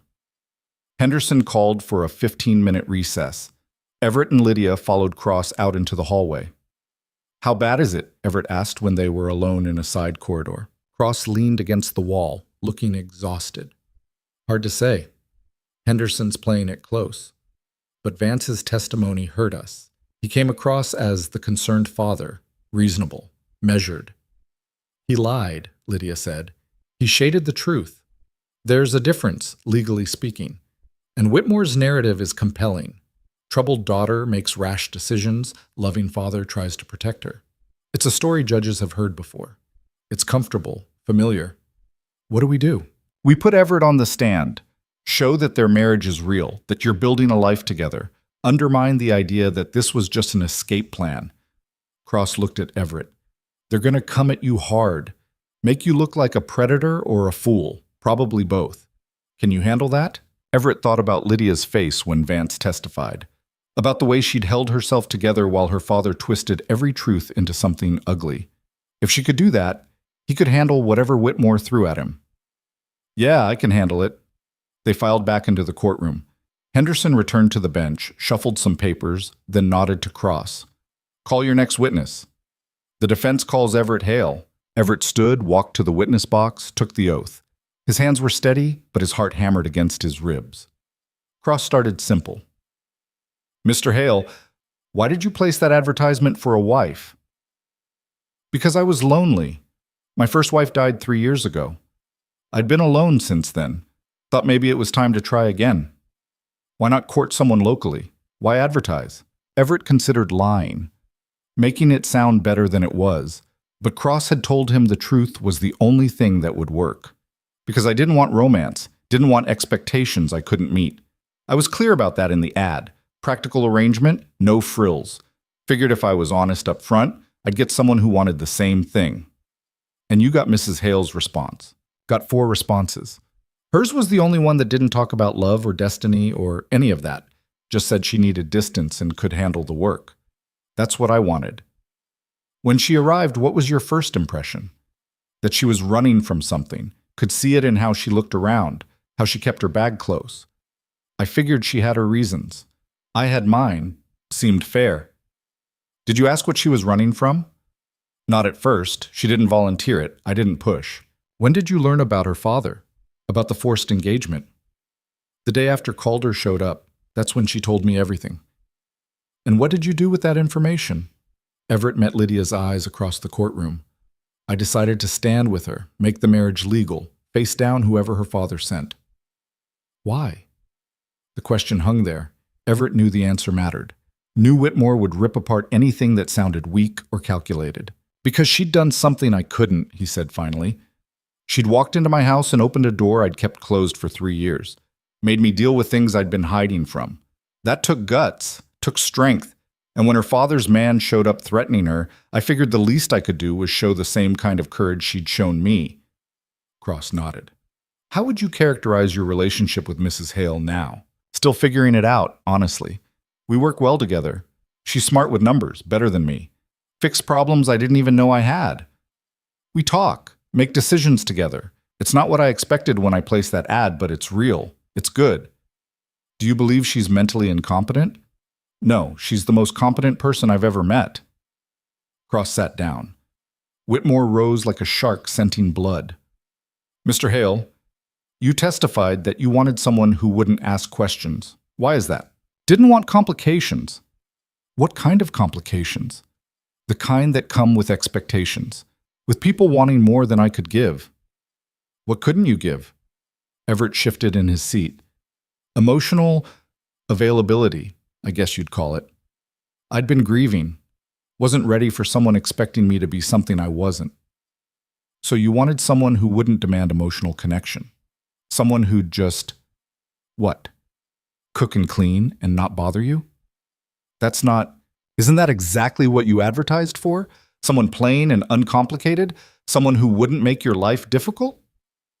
I wanted honesty, clear expectations. Or you wanted someone vulnerable enough to accept a bad deal, someone desperate. Whitmore's voice sharpened. Mrs. Hale was desperate, wasn't she? Running from her father. No money, no support system, vulnerable, easy to manipulate. I didn't manipulate anyone, didn't you? You offered shelter and protection to a woman in crisis. You married her quickly, before she could think clearly about what she was doing. You isolated her on a remote ranch where she'd be dependent on you. That sounds like manipulation to me. She wanted to be there. She chose it. Did she? Or did you present it as her only option? Marry you or face her father alone? Anger flared in Everett's chest. That's not how it happened. Then how did it happen? Walk me through the proposal. Did you get down on one knee, profess your love? No, we talked about making it legal, for protection. How romantic. And Mrs. Hale agreed immediately. She thought about it first, asked questions, made her own decision. After how long? An hour? A day? We discussed it that night, filed papers the next morning. Whitmore smiled. So within 24 hours of learning about her father's pursuit, you convinced a frightened, vulnerable woman to legally bind herself to you. Does that sound like informed consent or coercion? It was her choice. Was it? Or was she so scared that she'd have agreed to anything that promised safety? Whitmore picked up a document. Mr. Hale, I have the financial records for your ranch. You're carrying significant debt. Your operation runs at a loss most months. You've been struggling for years. Is that accurate? The ranch has had rough years. And suddenly you have a wife who's brilliant with numbers, who can fix your books, negotiate better deals, turn your failing operation around. Quite convenient. That's not why I married her. No? Then why did you marry her so quickly? Why rush? Why not wait? Let her settle in. See if you are actually compatible. Because her father was coming after her. We needed the legal protection. Or because you saw an opportunity. A desperate woman with valuable skills and a rich father. Even if the marriage failed, you'd gain financially from the arrangement. Everett's hands gripped the edge of the witness box. I don't want Vance's money. But you'd take Mrs. Hale's skills, her labor, her ability to save your failing ranch. She offered. I didn't force her. You didn't have to force her. She was already vulnerable, already desperate. All you had to do was provide the illusion of safety. Whitmore turned to face the judge. Your Honor, Mr. Hale may believe he acted with good intentions, but the facts show a pattern of a man taking advantage of a woman in crisis. Whether he meant to manipulate her or not, the result is the same. Mrs. Hale entered into marriage under duress, without clear judgment, to a man who benefited substantially from her desperation. "That's a damn lie," Everett said, voice hard. Henderson banged his gavel. "Mr. Hale, control yourself. He's twisting everything. One more outburst and I'll hold you in contempt. Do you understand?" Everett forced himself to nod, to sit back, to breathe. Whitmore looked satisfied. "No further questions, Your Honor." Cross stood for redirect, but the damage was done. Everett could see it in Henderson's expression, doubt. The comfortable narrative Whitmore had built, vulnerable woman, opportunistic man, had taken root. The rest of the afternoon blurred. Whitmore called his medical witnesses, doctors who'd never met Lydia but spoke with confidence about her paranoid delusions and emotional instability. Cross objected to every other sentence, but Henderson allowed most of it. By the time they adjourned for the day, Everett felt like he'd been beaten. They walked back to the hotel in silence. Inside their rooms, Lydia finally spoke. "We're going to lose." Everett wanted to argue, to say Cross would pull it out, that Henderson would see through Vance's lies, but he couldn't make the words come. Maybe. "And then what? My father drags me back, forces the marriage to Hartford, and you're left with legal bills you can't pay and a ranch that's already failing. Then we figure something else out." "There is nothing else, Everett, don't you see? My father wins. He always wins." She sat on the bed, hands in her lap, looking smaller than he'd ever seen her, defeated. Everett crossed the room, sat beside her. "You remember what you said that first night, when we were clearing Rachel's room?" "I said a lot of things." "You said you couldn't sleep in a shrine, that I couldn't keep one forever, that we'd deal with it now or you'd find somewhere else to stay." He took her hand. "You weren't wrong. I'd been living in a shrine, a whole life built around grief and closed doors, and you walked in and opened every one of them, made me face things I'd been running from." "What's your point?" "My point is you don't know how to quit, even when things look impossible, even when you're scared. You keep pushing forward, so don't start now. Don't let your father win because you're tired of fighting." She looked at him, eyes bright. "What if fighting isn't enough?" "Then we go down swinging, but we don't surrender. Not while we're still standing." For a long moment, she just sat there. Then slowly, something shifted in her expression. The defeat faded. Not gone, but pushed back, held at bay by sheer stubbornness. "All right," she said quietly. "We keep fighting." That night, neither of them slept much. But when morning came, they got up, got dressed, went back to the courthouse, ready for whatever came next. The courtroom felt smaller on the second day. Or maybe Everett just felt the walls closing in. He sat beside Lydia at the defense table, watching Cross shuffle through papers with the focused intensity of a man running out of options. Henderson took the bench at 9 sharp. No preamble, no pleasantries. Just a tired judge looking at a case he probably wished would disappear. "Mr. Cross, any additional witnesses?" Cross stood. "Yes, Your Honor. We'd like to call Tom Fletcher." Everett blinked. Tom hadn't mentioned coming to Denver, hadn't said anything about testifying. But there he was, walking through the courtroom door in his Sunday clothes, looking uncomfortable but determined. Tom took the oath and settled into the witness box, hands folded in his lap like he was waiting for a sermon to start. "Mr. Fletcher," Cross began, "how do you know the Hales?" "Everett's been my neighbor for near about 15 years, since before his first wife passed." "And you've observed his marriage to Mrs. Hale?" "Some. Enough." "What's your impression of their relationship?" Tom scratched his jaw, thinking. "Well, they work together, real partnership-like. I seen her fixing his books, negotiating with suppliers. Smart woman, sharp. And Everett, he listens to her, takes her opinion serious. That's more than most men do with their wives. I'll tell you that." "Does Mrs. Hale seem incompetent to you?" "Hell no.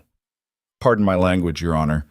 But that woman's got more sense than half the men in Holt's Crossing put together. She squared away Everett's accounts in a week, caught people who'd been stealing from him for months. If that's incompetent, I'd like to be that useless." A few people in the gallery chuckled. Henderson's mouth twitched, might have been a smile. Whitmore rose. "Objection. The witness isn't qualified to diagnose mental competency." Sustained. "Mr. Cross, stick to observations, not conclusions." Cross nodded. "Mr. Fletcher, have you witnessed any behavior from Mrs. Hale that seemed irrational or unstable?" "No, sir. Opposite, actually. Woman's level-headed as they come. When that fellow Calder came around asking questions, trying to stir up trouble, she handled it calm. Didn't panic, didn't fall apart, just dealt with it. What about Mr. Hale? In your opinion, is he the type of man who would take advantage of a vulnerable woman? Tom snorted. Everett? No. That man's so honest, it's damn near painful sometimes. Begging your pardon, again, Your Honor. But he wouldn't cheat nobody. Not in business, not in marriage, not in nothing. Cross let that sit for a moment. Thank you, Mr. Fletcher. No further questions. Further. Whitmore approached for cross-examination, but his heart didn't seem in it. Tom Fletcher was exactly what he appeared to be. A plain-spoken rancher with no agenda beyond telling the truth as he saw it. Hard to discredit that. Mr. Fletcher, you've known Mr. Hale for 15 years, but you've only known Mrs. Hale for a few months, correct? That's right. So your observations are limited. You haven't seen the full scope of her behavior. You don't know her history. Don't need to know her whole history to see she's got a good head on her shoulders. But you can't speak to her mental state before she arrived in Holt's Crossing. You can't testify about the decisions that led her to flee her home and marry a stranger. No, but I can testify that whatever she was running from, she found something better, and that don't strike me as crazy. Whitmore tried a few more angles, but Tom was immovable. Simple, honest, and impossible to shake. Finally, Whitmore gave up and Tom stepped down, nodding once at Everett as he passed. Cross called two more witnesses, the widow Henderson from the boarding house, and Jacob Morrison, the local lawyer. Both testified to Lydia's rationality, her competence, her clear-headed handling of business and personal matters. Neither was dramatic or particularly eloquent, but together they painted a picture of a woman who functioned perfectly well in the world. Whitmore countered with his own witnesses. A society woman from back east who'd known the Vance family, who testified that Lydia had always been high-strung and prone to dramatics. A business associate of Jonathan Vance who described Lydia as fragile and oversensitive. All of them people who stood to gain from staying in Vance's good graces. All of them repeating variations of the same script. By midday, Henderson called for a lunch recess. Everett, Lydia, and Cross found a quiet corner in a nearby restaurant. "How do you think it's going?" Lydia asked, pushing food around her plate without eating. Cross didn't sugarcoat it. "We're holding our own." Tom helped. But Whitmore's building momentum with the society angle, painting you as unstable in your previous life. Rational only after being isolated from your normal environment. So what do? We need something that shifts the narrative. Something Henderson can't ignore. Cross set down his fork. "Lydia, is there anyone from your past who could testify on your behalf? Someone who knew you before all this? Someone your father doesn't control?" Lydia was quiet for a long moment. "There might be one person. My mother's sister, Aunt Catherine. She lives in Chicago. My father cut off contact with her years ago. They had a falling out over the railroad business." "Would she testify?" "I don't know. We haven't spoken in years." "Can you reach her?" "Not in time for this hearing. Even if I telegraphed today, she couldn't get here before Henderson makes his ruling." Cross drummed his fingers on the table. "Then we need to work with what we have. This afternoon, I'll make closing arguments, lay out the facts, emphasize your competency, your rational decision-making. It's not flashy, but it's solid." "Will it be enough?" Everett asked. "Honestly, I don't know. Henderson's hard to read. He could go either way." They finished lunch in silence and returned to the courthouse. The afternoon session started with Whitmore's remaining medical witnesses, more doctors who'd never met Lydia, all singing the same tune. Paranoid thinking, emotional instability, impaired judgment. Cross objected to everything he could, but Henderson was allowing the testimony, building a record. Finally, at 3 o'clock, Henderson called for closing arguments. Whitmore went first. He stood before the bench with the practiced ease of a man who'd done this 100 times. "Your Honor, the evidence in this case is clear.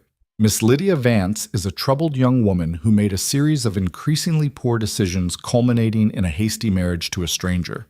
Her father, Jonathan Vance, is a concerned parent seeking to protect his daughter from herself and from those who would exploit her vulnerability."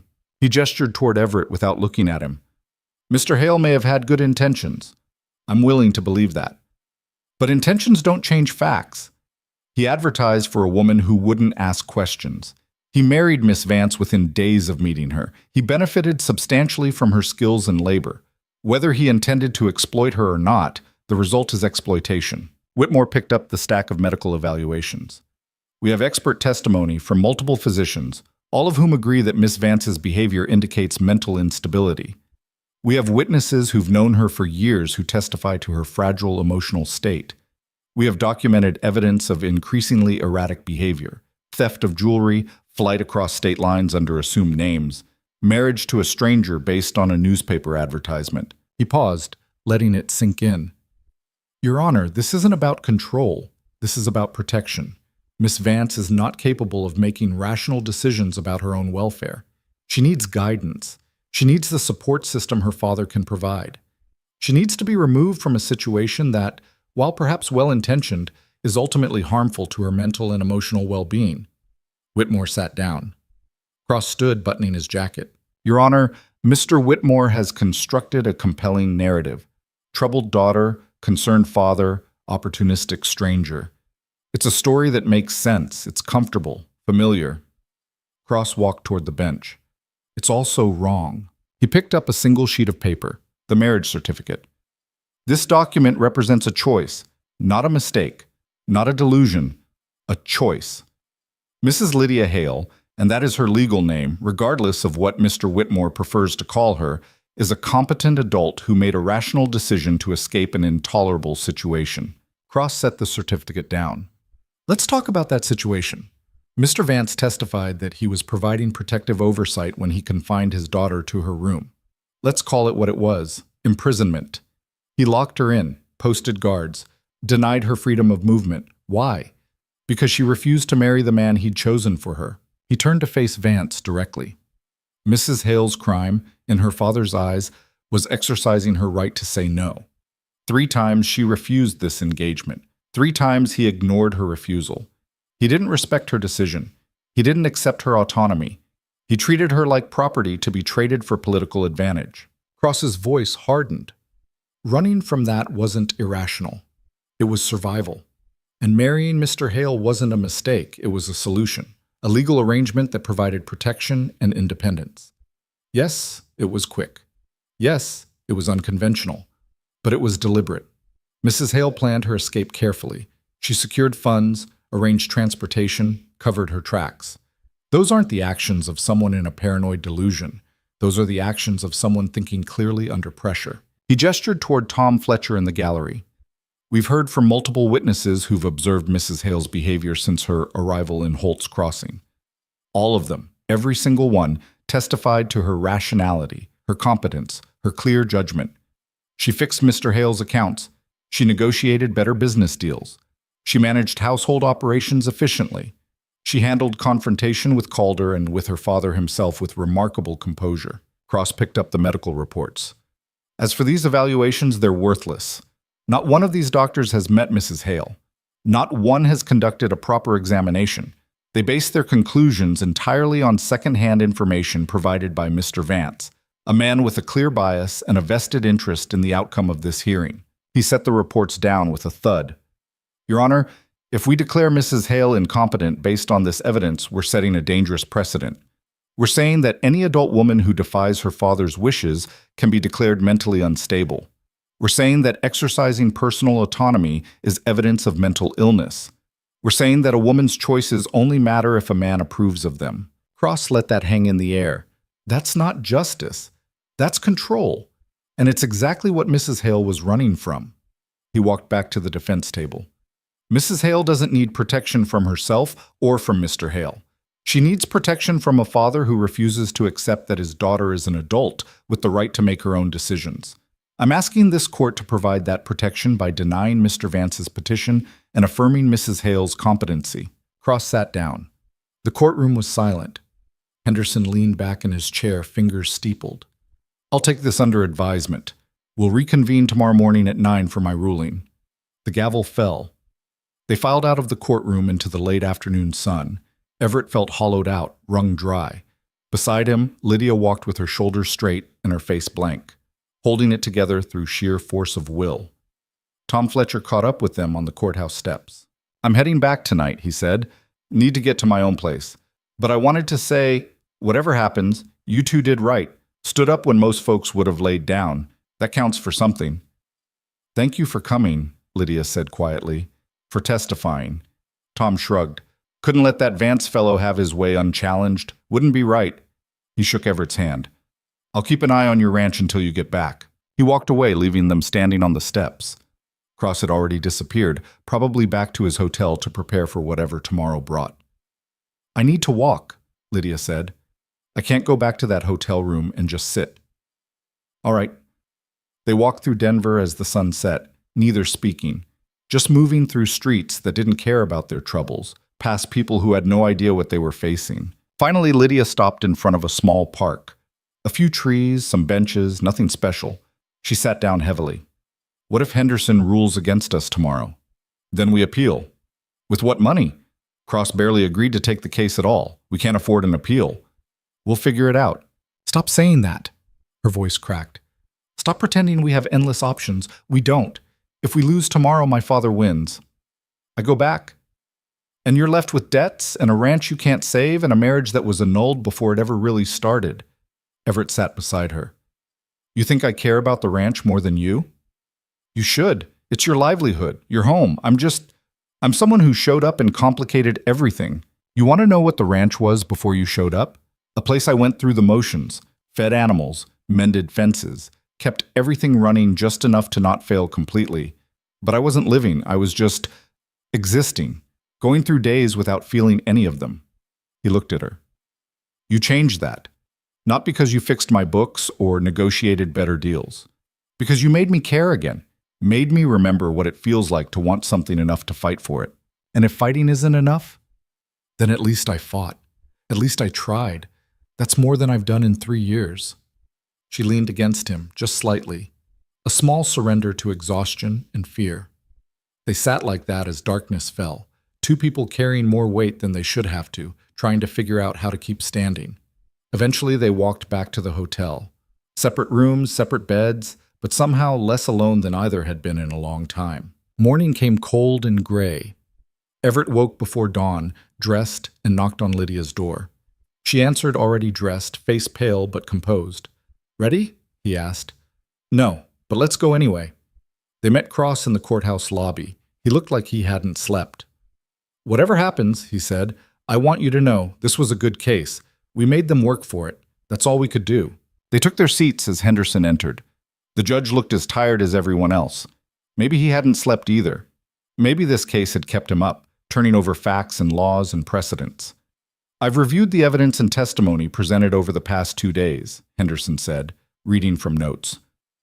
This is a difficult case because both sides present compelling arguments based on the same set of facts.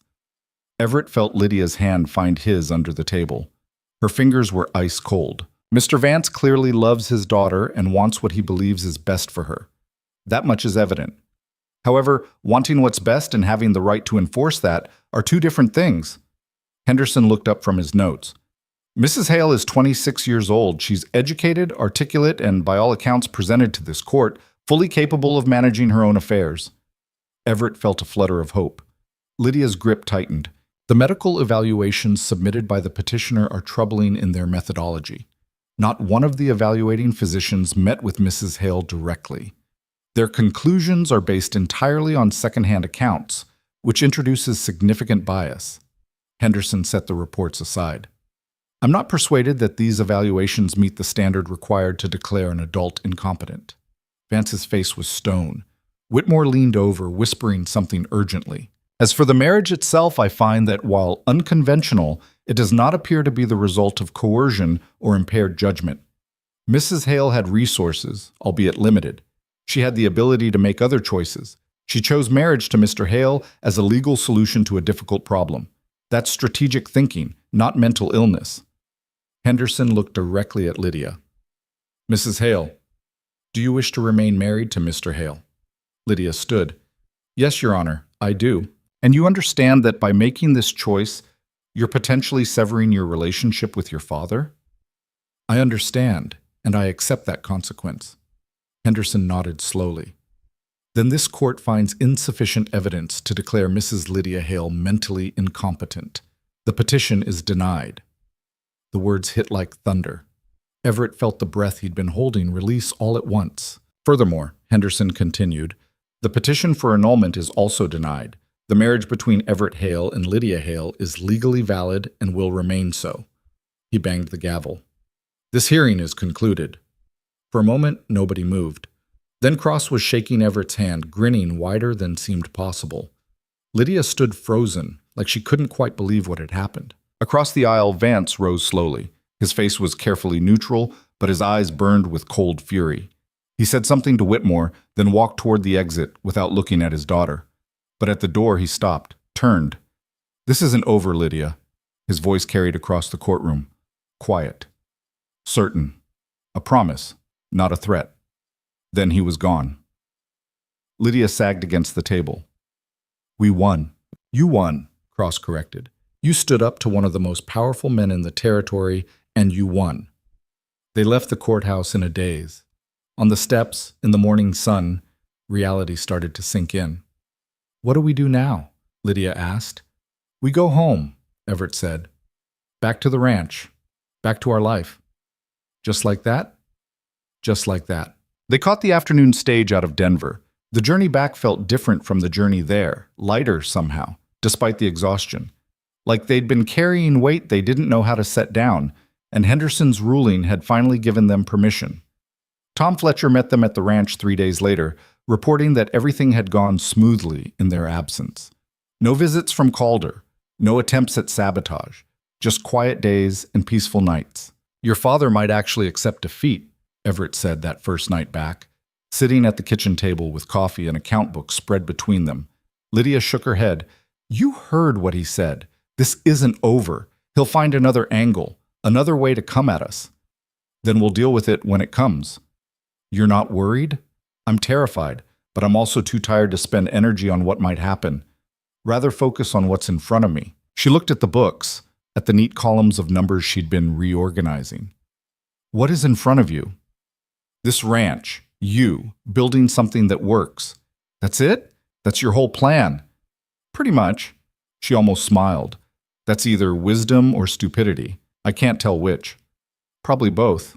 They fell back into the rhythm of ranch life. Lydia handled the books and negotiations with the efficiency that still amazed Everett. He managed the land and livestock, taking her advice on everything from grazing rotation to equipment purchases. They worked as a team, filling gaps in each other's knowledge, building something stronger than either could have managed alone. Weeks passed, then months. Calder didn't return. No lawyers showed up with new petitions. The threats and danger that had consumed their lives seemed to fade into the background. But Everett noticed Lydia still checked the horizon sometimes, still kept her awareness tuned to approaching riders. The fear hadn't disappeared. It had just gone quiet. One evening in late autumn, Everett found her standing in Rachel's old room, her room now, though they still sometimes slipped and called it by its old name. "You all right?" he asked from the doorway. "I was just thinking. This room used to belong to your wife. Now it's mine. But it's not really mine, is it? It's just a place I'm occupying until something changes." "What do you want it to be?" She turned to face him. "I don't know. That's the problem. I've spent so long running from things, I never learned how to build towards something." "You've built plenty here. The ranch runs better because of you." "The ranch? But what about us?" The question hung between them. In all the months of marriage, of working together, of facing down her father's threats, they'd never really talked about what they were to each other. Partners, yes. Friends, maybe. But beyond that, "What do you want us to be?" Everett asked. "Something real. Not just a legal arrangement for protection, not just a business partnership, something that matters." He crossed the room to stand in front of her. "It already matters. At least to me." "Does it? Or am I just filling space that Rachel left empty?" The words stung because there was truth in them. He had been using Lydia to fill gaps, to patch over grief he hadn't properly dealt with. But somewhere along the way, it had become more than that. "At first, maybe," he admitted, "but not now. Now you're just you. And that's what I want." "What I am is complicated, damaged, carrying baggage that includes a vengeful father and a past I can't completely escape. So? I'm a widower who spent 3 years hiding from life. We're both carrying things. Doesn't mean we can't carry them together." She studied his face, looking for something. Truth, maybe. or commitment. I'm scared, she said quietly. Scared this will fall apart. Scared my father will find a way to destroy it. Scared that I don't actually know how to be a real wife instead of just a convenient one. I'm scared too, but I'd rather be scared with you than alone. She reached up, touched his face. A tentative gesture, like she was testing whether he was real or would disappear. He didn't disappear. Slowly, carefully, they kissed. It wasn't dramatic or overwhelming, just two people choosing each other with full knowledge of all the complications and fears and uncertainties that came with it. When they pulled apart, Lydia was crying. This is real now, she said. Isn't it? Yeah, it's real. That night, Everett finally moved Rachel's packed trunk out of his room. Not into storage, not hidden away. He donated the clothes to the church, kept a few small items that mattered, and let the rest go. The room felt different after. Still his, but with space for someone else. For a future instead of just a past. Lydia stayed in her own room that night. They weren't rushing anything. But the next morning at breakfast, she reached across the table and took his hand. I want to make this marriage real in every way, she said. Not because I'm scared or running, because I choose it, because I choose you. I choose you too. Even knowing my father might come after us again? Especially knowing that. Because if he does, we'll face it together. She smiled, a real smile, not the careful, controlled expression she usually wore. You're either the bravest man I know or the most foolish. Definitely foolish, but I'm committed to it. 2 weeks later, they received a letter. Not from Vance, but from Lydia's Aunt Catherine in Chicago. Lydia opened it at the kitchen table, hands shaking slightly. She heard about the hearing, Lydia said, scanning the pages. Someone sent her newspaper clippings. She says, her voice caught. She says she's proud of me, that my mother would have been proud too. What else? She wants me to write, wants to rebuild the relationship my father destroyed. Lydia set the letter down carefully. She says the door is always open if I need anything, family support, a place to stay if things go wrong, whatever I need. That's good. It's more than good. It's the first time in years anyone from my old life has acknowledged I made the right choice. She looked up at him, eyes bright. I'm not completely alone anymore. I have you. I have Tom and the Hendersons. I have Aunt Catherine. I have people who care. You've always had people who care. You just couldn't see them before. She stood, walked around the table, and kissed him. Not tentative this time, certain. I love you, she said. I don't think I've ever said that to anyone and meant it, but I mean it now. Everett felt something in his chest loosen, a knot of grief and loneliness that had been there so long he'd forgotten it could be untied. I love you too. It wasn't the ending either of them had expected when they started this arrangement, but it was real, messy and complicated and built on fear and survival as much as anything else. But real. And maybe that was enough. Winter came hard that year. Snow piled against the barn doors and ice formed in the water troughs every morning. Everett and Lydia worked through it the way ranchers did, one frozen day at a time, breaking ice, feeding animals, keeping the operation running despite the cold. They'd settled into something that felt like permanence. Lydia had taken over one corner of the main room as an office, where she managed not just their accounts, but bookkeeping for 3 neighboring ranches. Word had spread about her skills. People trusted her with their numbers. She was building something of her own. Everett watched her work sometimes.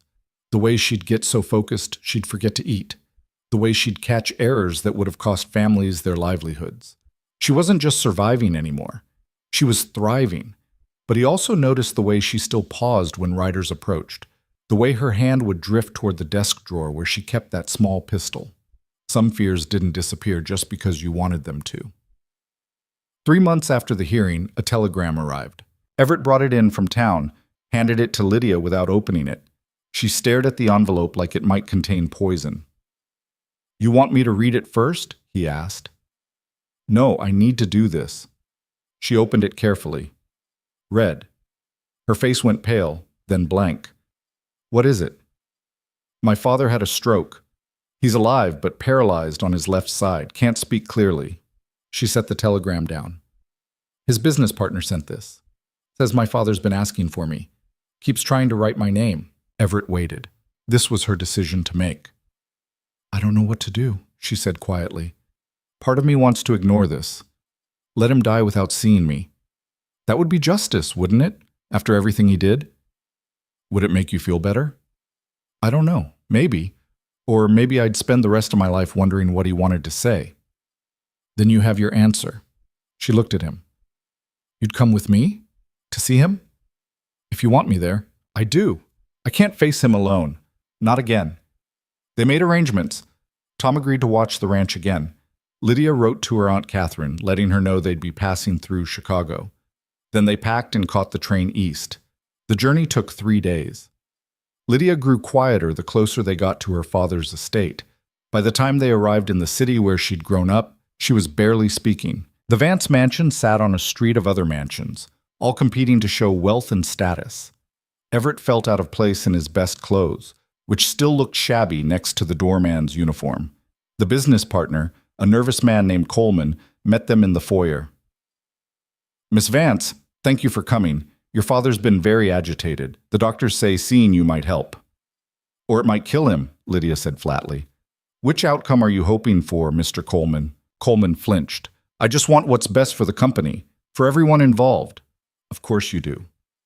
They followed him upstairs to a bedroom that was larger than Everett's entire house. Jonathan Vance lay in a massive bed, propped up by pillows, one side of his face slack and lifeless. When he saw Lydia, his working eye widened. He tried to speak, but the words came out slurred and incomprehensible. Hello, Father, Lydia said. Her voice was steady but cold. I got your message. Vance's working hand scrabbled at the bedside table, grabbing for paper and pen.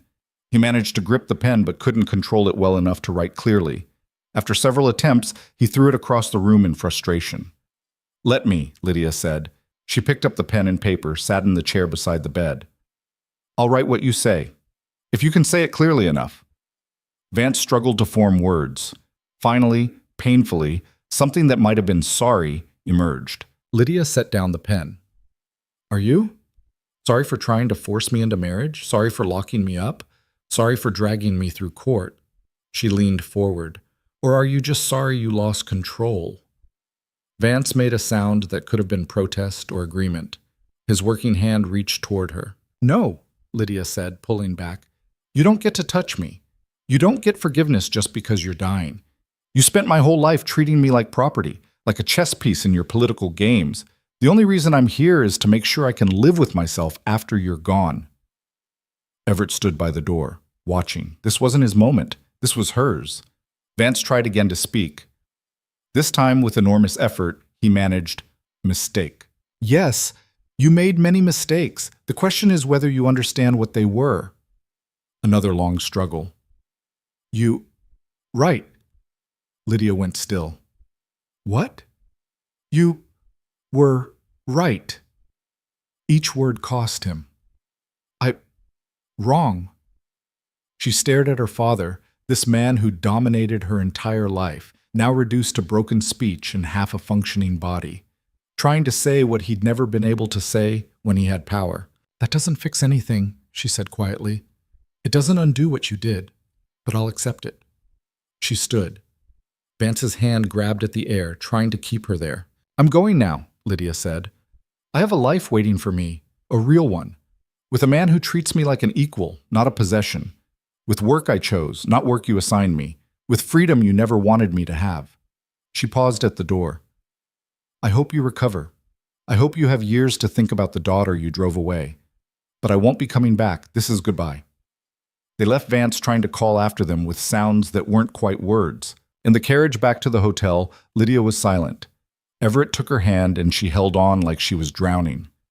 Was I too harsh? She asked finally. No. He's dying. Maybe I should have been kinder. Being kind would have been lying. You told him the truth. That's more than most people get. He said he was wrong. He admitted it. Did that change anything for you? She thought about it. No, not really. It doesn't undo the years, doesn't make the fear go away, doesn't change what I had to do to escape. She looked at Everett. But maybe it means I can stop waiting for the next attack. Stop looking over my shoulder. Can't hurt me anymore. No, he can't. They stayed in the city 2 more days, visiting Aunt Catherine.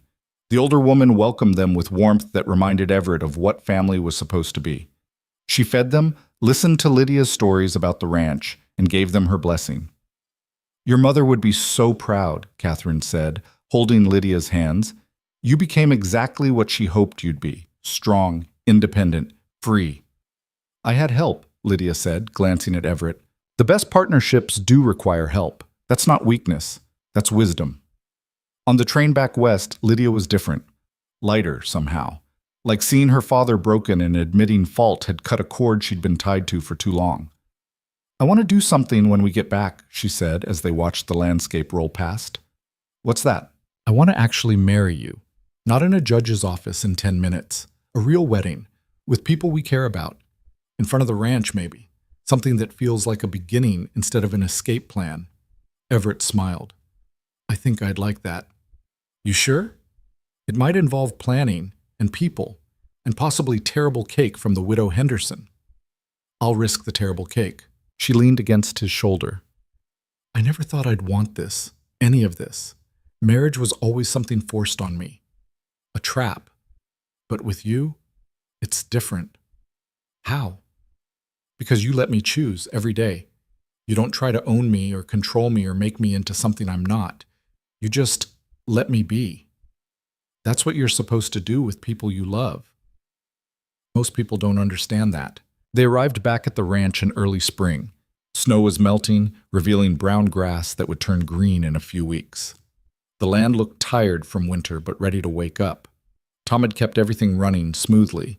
The animals were healthy, the buildings were sound. He handed over a detailed list of everything that had happened in their absence, refused payment for the third time, and headed home with a promise to come to the wedding. Lydia threw herself into planning with the same intensity she brought to bookkeeping. She recruited the widow Henderson to help with food. Tom's wife offered to make a dress. Jacob Morrison agreed to officiate since he was legally qualified. Everett mostly stayed out of the way and did what he was told. That seemed like the smart approach. 2 weeks before the planned wedding, another telegram arrived. This one was shorter. Jonathan Vance had died. Funeral would be held in 3 days. Lydia read it without expression, set it down, went back to chopping vegetables for dinner. "You all right?" Everett asked. "I don't know what I am. I thought I'd feel something. Relief, maybe. Or grief. But it's just empty. Like he was already gone when we saw him." "You don't have to go to the funeral." "I know, and I'm not going to. He's dead. Nothing I do now changes what was between us. I'd rather spend that energy on living than on mourning. People might judge you for that. Let them. I spent too many years worrying about what people thought. I'm done with it." She wasn't done, though. That night, Everett found her in Rachel's old room, her room, crying quietly. He sat beside her on the bed, didn't speak, just waited. "I'm not sad he's dead," she said finally. "I'm sad I never had a father worth missing. Does that make sense?" "Yeah, it does. When I was little, before my mother died, there were moments when he seemed almost human. He'd read to me sometimes, take me to see the trains, but after she was gone, he just stopped, like I was a reminder of her and that hurt too much. So he turned me into a project instead, something to manage and control. That wasn't your fault. I know, but it still feels like loss. Loss of what could have been if he'd been different, if he'd chosen to be a father instead of a tyrant." Everett pulled her close. "You get to grieve that. The father you should have had. That's real loss." She cried against his shoulder for a long time. When the tears finally stopped, she pulled back and wiped her face. "I want this wedding to be about beginnings," she said. "Not endings. Not my father or my past or any of that. Just us. Starting fresh. Can we do that?" "We can try." The wedding took place on a clear Saturday in April. They'd set up chairs in front of the house, facing west toward the mountains. Nothing fancy, just simple wooden seats borrowed from the church and arranged in rows. About 30 people came. Tom Fletcher and his family, the widow Henderson and half of Holt's Crossing, Jacob Morrison in his best suit. Cross had made the journey from Cheyenne, claiming he wouldn't miss it. Even a few of the neighboring ranchers showed up, men who'd started working with Everett more since Lydia had helped organize cooperative purchasing agreements. Lydia wore a simple dress, not white, but a soft blue that matched the spring sky. No veil. Hair down for once, loose around her shoulders. Everett wore his wedding suit, the same one from the courthouse. It still didn't fit quite right, but Lydia had told him she didn't care. Morrison kept the ceremony short, asked if they took each other. They both said yes, this time with full knowledge of what that meant, what it cost, what it was worth. By the authority vested in me, Morrison said, I pronounce you husband and wife. Again, officially, for real this time. People laughed. Everett kissed Lydia while everyone clapped. The celebration afterward was modest, food on tables outside. Tom played fiddle badly but enthusiastically. People talked and ate and watched the sunset behind the mountains. Everett found Cross standing alone, watching the festivities. Thank you for coming, Everett said. Means a lot. Wouldn't have missed it. Besides, I wanted to see how the story ended. Happy endings are rare in my line of work. Is it a happy ending? Cross smiled. Seems like it to me. You got the girl. She got her freedom. Vance is dead. The ranch is thriving. What else do you call it? Complicated. The best stories usually are. Later, after people had started to leave, Lydia found Everett standing by the barn. You all right? She asked. Just thinking. About what? About how different things are from a year ago. This time last year I was alone, hiding from life, going through motions. And now? Now I'm married to someone who terrifies me and challenges me and makes me want to be better than I am. Now I have a ranch that's actually making money. Now I have friends I didn't have before. Now I have a future I want to live into instead of just survive. He turned to face her. You changed everything.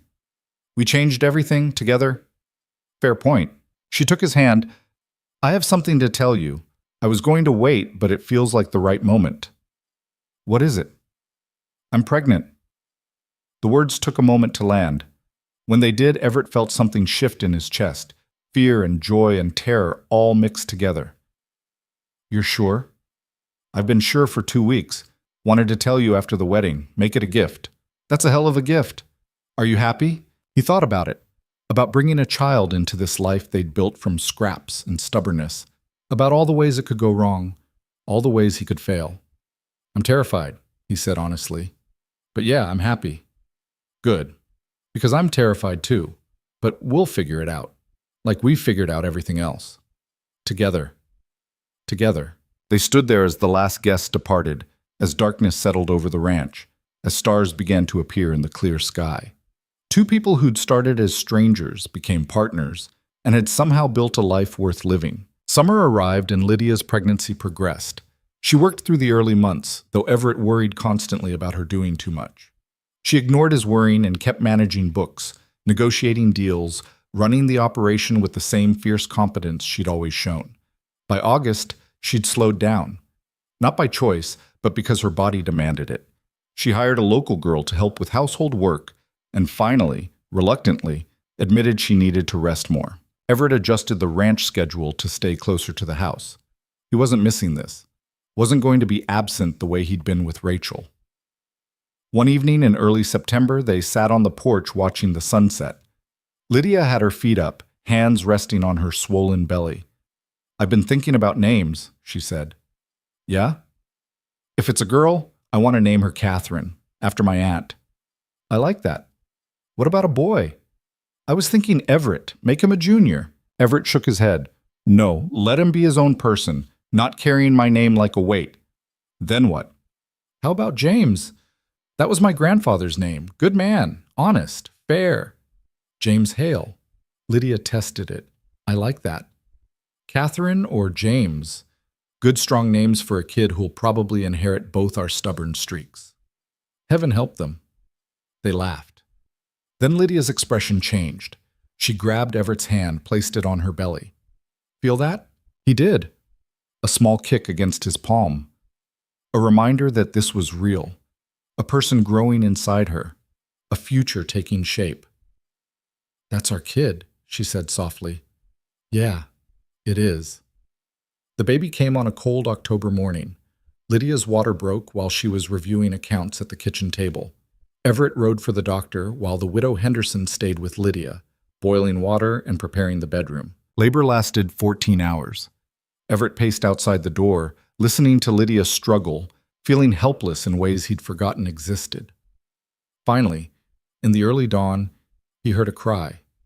Not Lydia. Someone smaller, newer. The widow Henderson opened the door. "You have a daughter. Both of them are fine." Everett went inside. Lydia lay in bed, exhausted and sweating, holding a tiny bundle wrapped in cloth. She looked up at him with an expression of pure exhaustion and fierce joy. "Meet Catherine," she said. The baby was small and red-faced and perfect in the way all newborns are. Everett took her carefully, like she might break if he held her wrong. "Hello, Catherine," he said softly. "Welcome to the mess." Lydia laughed weakly. "That's your first words to our daughter? Welcome to the mess?" "It's honest." "I suppose it is." The first months were hard. Catherine didn't sleep. She cried at random hours. Lydia was exhausted from feeding and recovering. Everett tried to help, but felt perpetually useless. But somewhere in the chaos, they figured it out, learned the rhythms of parenthood the way they'd learned everything else, through trial and error and stubbornness. By spring, Catherine was sleeping better. Lydia had returned to her bookkeeping work part-time. The ranch was running smoothly. They'd hired a permanent hand, a young man named Daniel who'd lost his own family's farm and needed work. Life settled into something sustainable. Not perfect. Never perfect, but good enough. One evening, Everett found Lydia in the office, going through old papers. She had the leather satchel open, the one she'd kept close when she first arrived. "What are you doing?" he asked. "Looking at these letters from my mother, reading them to Catherine sometimes." She pulled out a photograph. "This is the only picture I have of her. I want Catherine to know her grandmother existed, even if she never met her." Everett sat beside her. "Tell me about her." Lydia smiled. "She was quiet, gentle, but strong in ways my father never understood. She taught me to manage money because she said women needed to know how to take care of themselves. She taught me to think independently, even when my father wanted me to just agree with everything he said." She touched the photograph. "She would have liked you, would have appreciated that you let me be myself." "I'm sorry you lost her." "Me too. But I'm glad I had her at all, even for the short time." She looked at Catherine sleeping in her cradle. "I want to be for her what my mother was for me. Someone who teaches her she has choices, that she's not property or a project, just a person deserving of respect." "You will be." "How do you know?" "Because you've spent your whole life fighting to be treated that way. You know what it costs when it's denied. You won't deny it to her." Lydia leaned against him. "I love you. I don't say it enough, but I do." "I know. I love you too." 2 years passed. Catherine grew into a toddler with Lydia's dark hair and Everett's stubborn jaw. She was loud and opinionated and completely uninterested in being told what to do. They loved her fiercely. The ranch continued to prosper. Lydia's bookkeeping business had grown to serve half the county. Everett had expanded the herd and was becoming known for quality livestock. Together, they'd built something that worked. On a warm summer evening, they stood on the porch watching Catherine play in the yard. She was chasing chickens, laughing when they scattered. "You ever think about how we got here?" Lydia asked. "Sometimes. It started with fear, with running, with desperation. It did, but it became something else. Something better than either of us planned." Everett nodded. "I placed that advertisement wanting simple, no complications, someone who wouldn't ask questions or demand too much. I thought that's what I needed. And instead you got me. Complicated, demanding, full of questions. Best mistake I ever made," she smiled. "I responded to that advertisement wanting distance, safety, a place to hide. And instead, I found a home, a partner, a life worth living instead of just surviving." They watched Catherine catch a chicken, then immediately let it go when it pecked at her. She laughed and ran to try again. "She's going to be a handful," Lydia said. "She already is." "Good. Let her be difficult. Let her ask questions and make demands and refuse to be simple. The world will try to make her smaller. We won't." Everett put his arm around Lydia's shoulders. "No, we won't." The sun set behind the mountains, painting the sky in shades of orange and red. In the distance, cattle lowed. In the yard, Catherine's laughter rang out clear and bright. Two people who'd started as strangers seeking escape had built something neither planned but both needed. A marriage born from fear had become one built on choice. A ranch that was failing had become a home that thrived. It wasn't the story either of them would have written if they'd had the chance, but it was theirs, messy and complicated and imperfect in all the ways that real life always is. And that was enough. Maybe that was the lesson, that the best things in life aren't the ones you plan carefully. They're the ones you build from scraps and stubbornness and the willingness to keep trying even when you're terrified. They're the ones that start with running and end with standing your ground.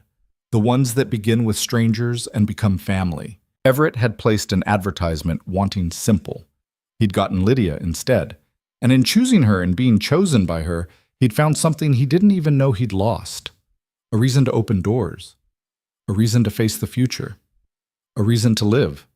Lydia had run from a father who treated her like property, had married a stranger to escape. But in that marriage, she'd found what she'd been denied her whole life: respect, partnership, freedom, love. Neither of them was perfect. They argued sometimes, made mistakes, struggled with fear and doubt, but they did it together. And that made all the difference. The ranch at Holt's Crossing became known over the years as a place where things worked, where people treated each other fair, where a woman managed books better than most men and nobody questioned it, where a quiet rancher had learned to open up and a runaway heiress had learned to stand still, where two people who shouldn't have worked somehow did. Because sometimes the best partnerships are the ones that start with honesty about limitations and grow into something that transcends them. Sometimes the strongest marriages are built not on romance, but on respect. Sometimes home isn't a place you're born into, but one you choose to build. And sometimes, just sometimes, the person you need isn't the one you thought you wanted. But if you're brave enough to let them in, to choose them every day despite the complications, to build something together from nothing but stubborn hope and hard work, then you might just find that what you built is worth more than anything you could have planned. That's what Everett and Lydia found in the dust-choked town of Holt's Crossing. Not perfection, not ease, not simplicity, but something better, something real, something worth fighting for.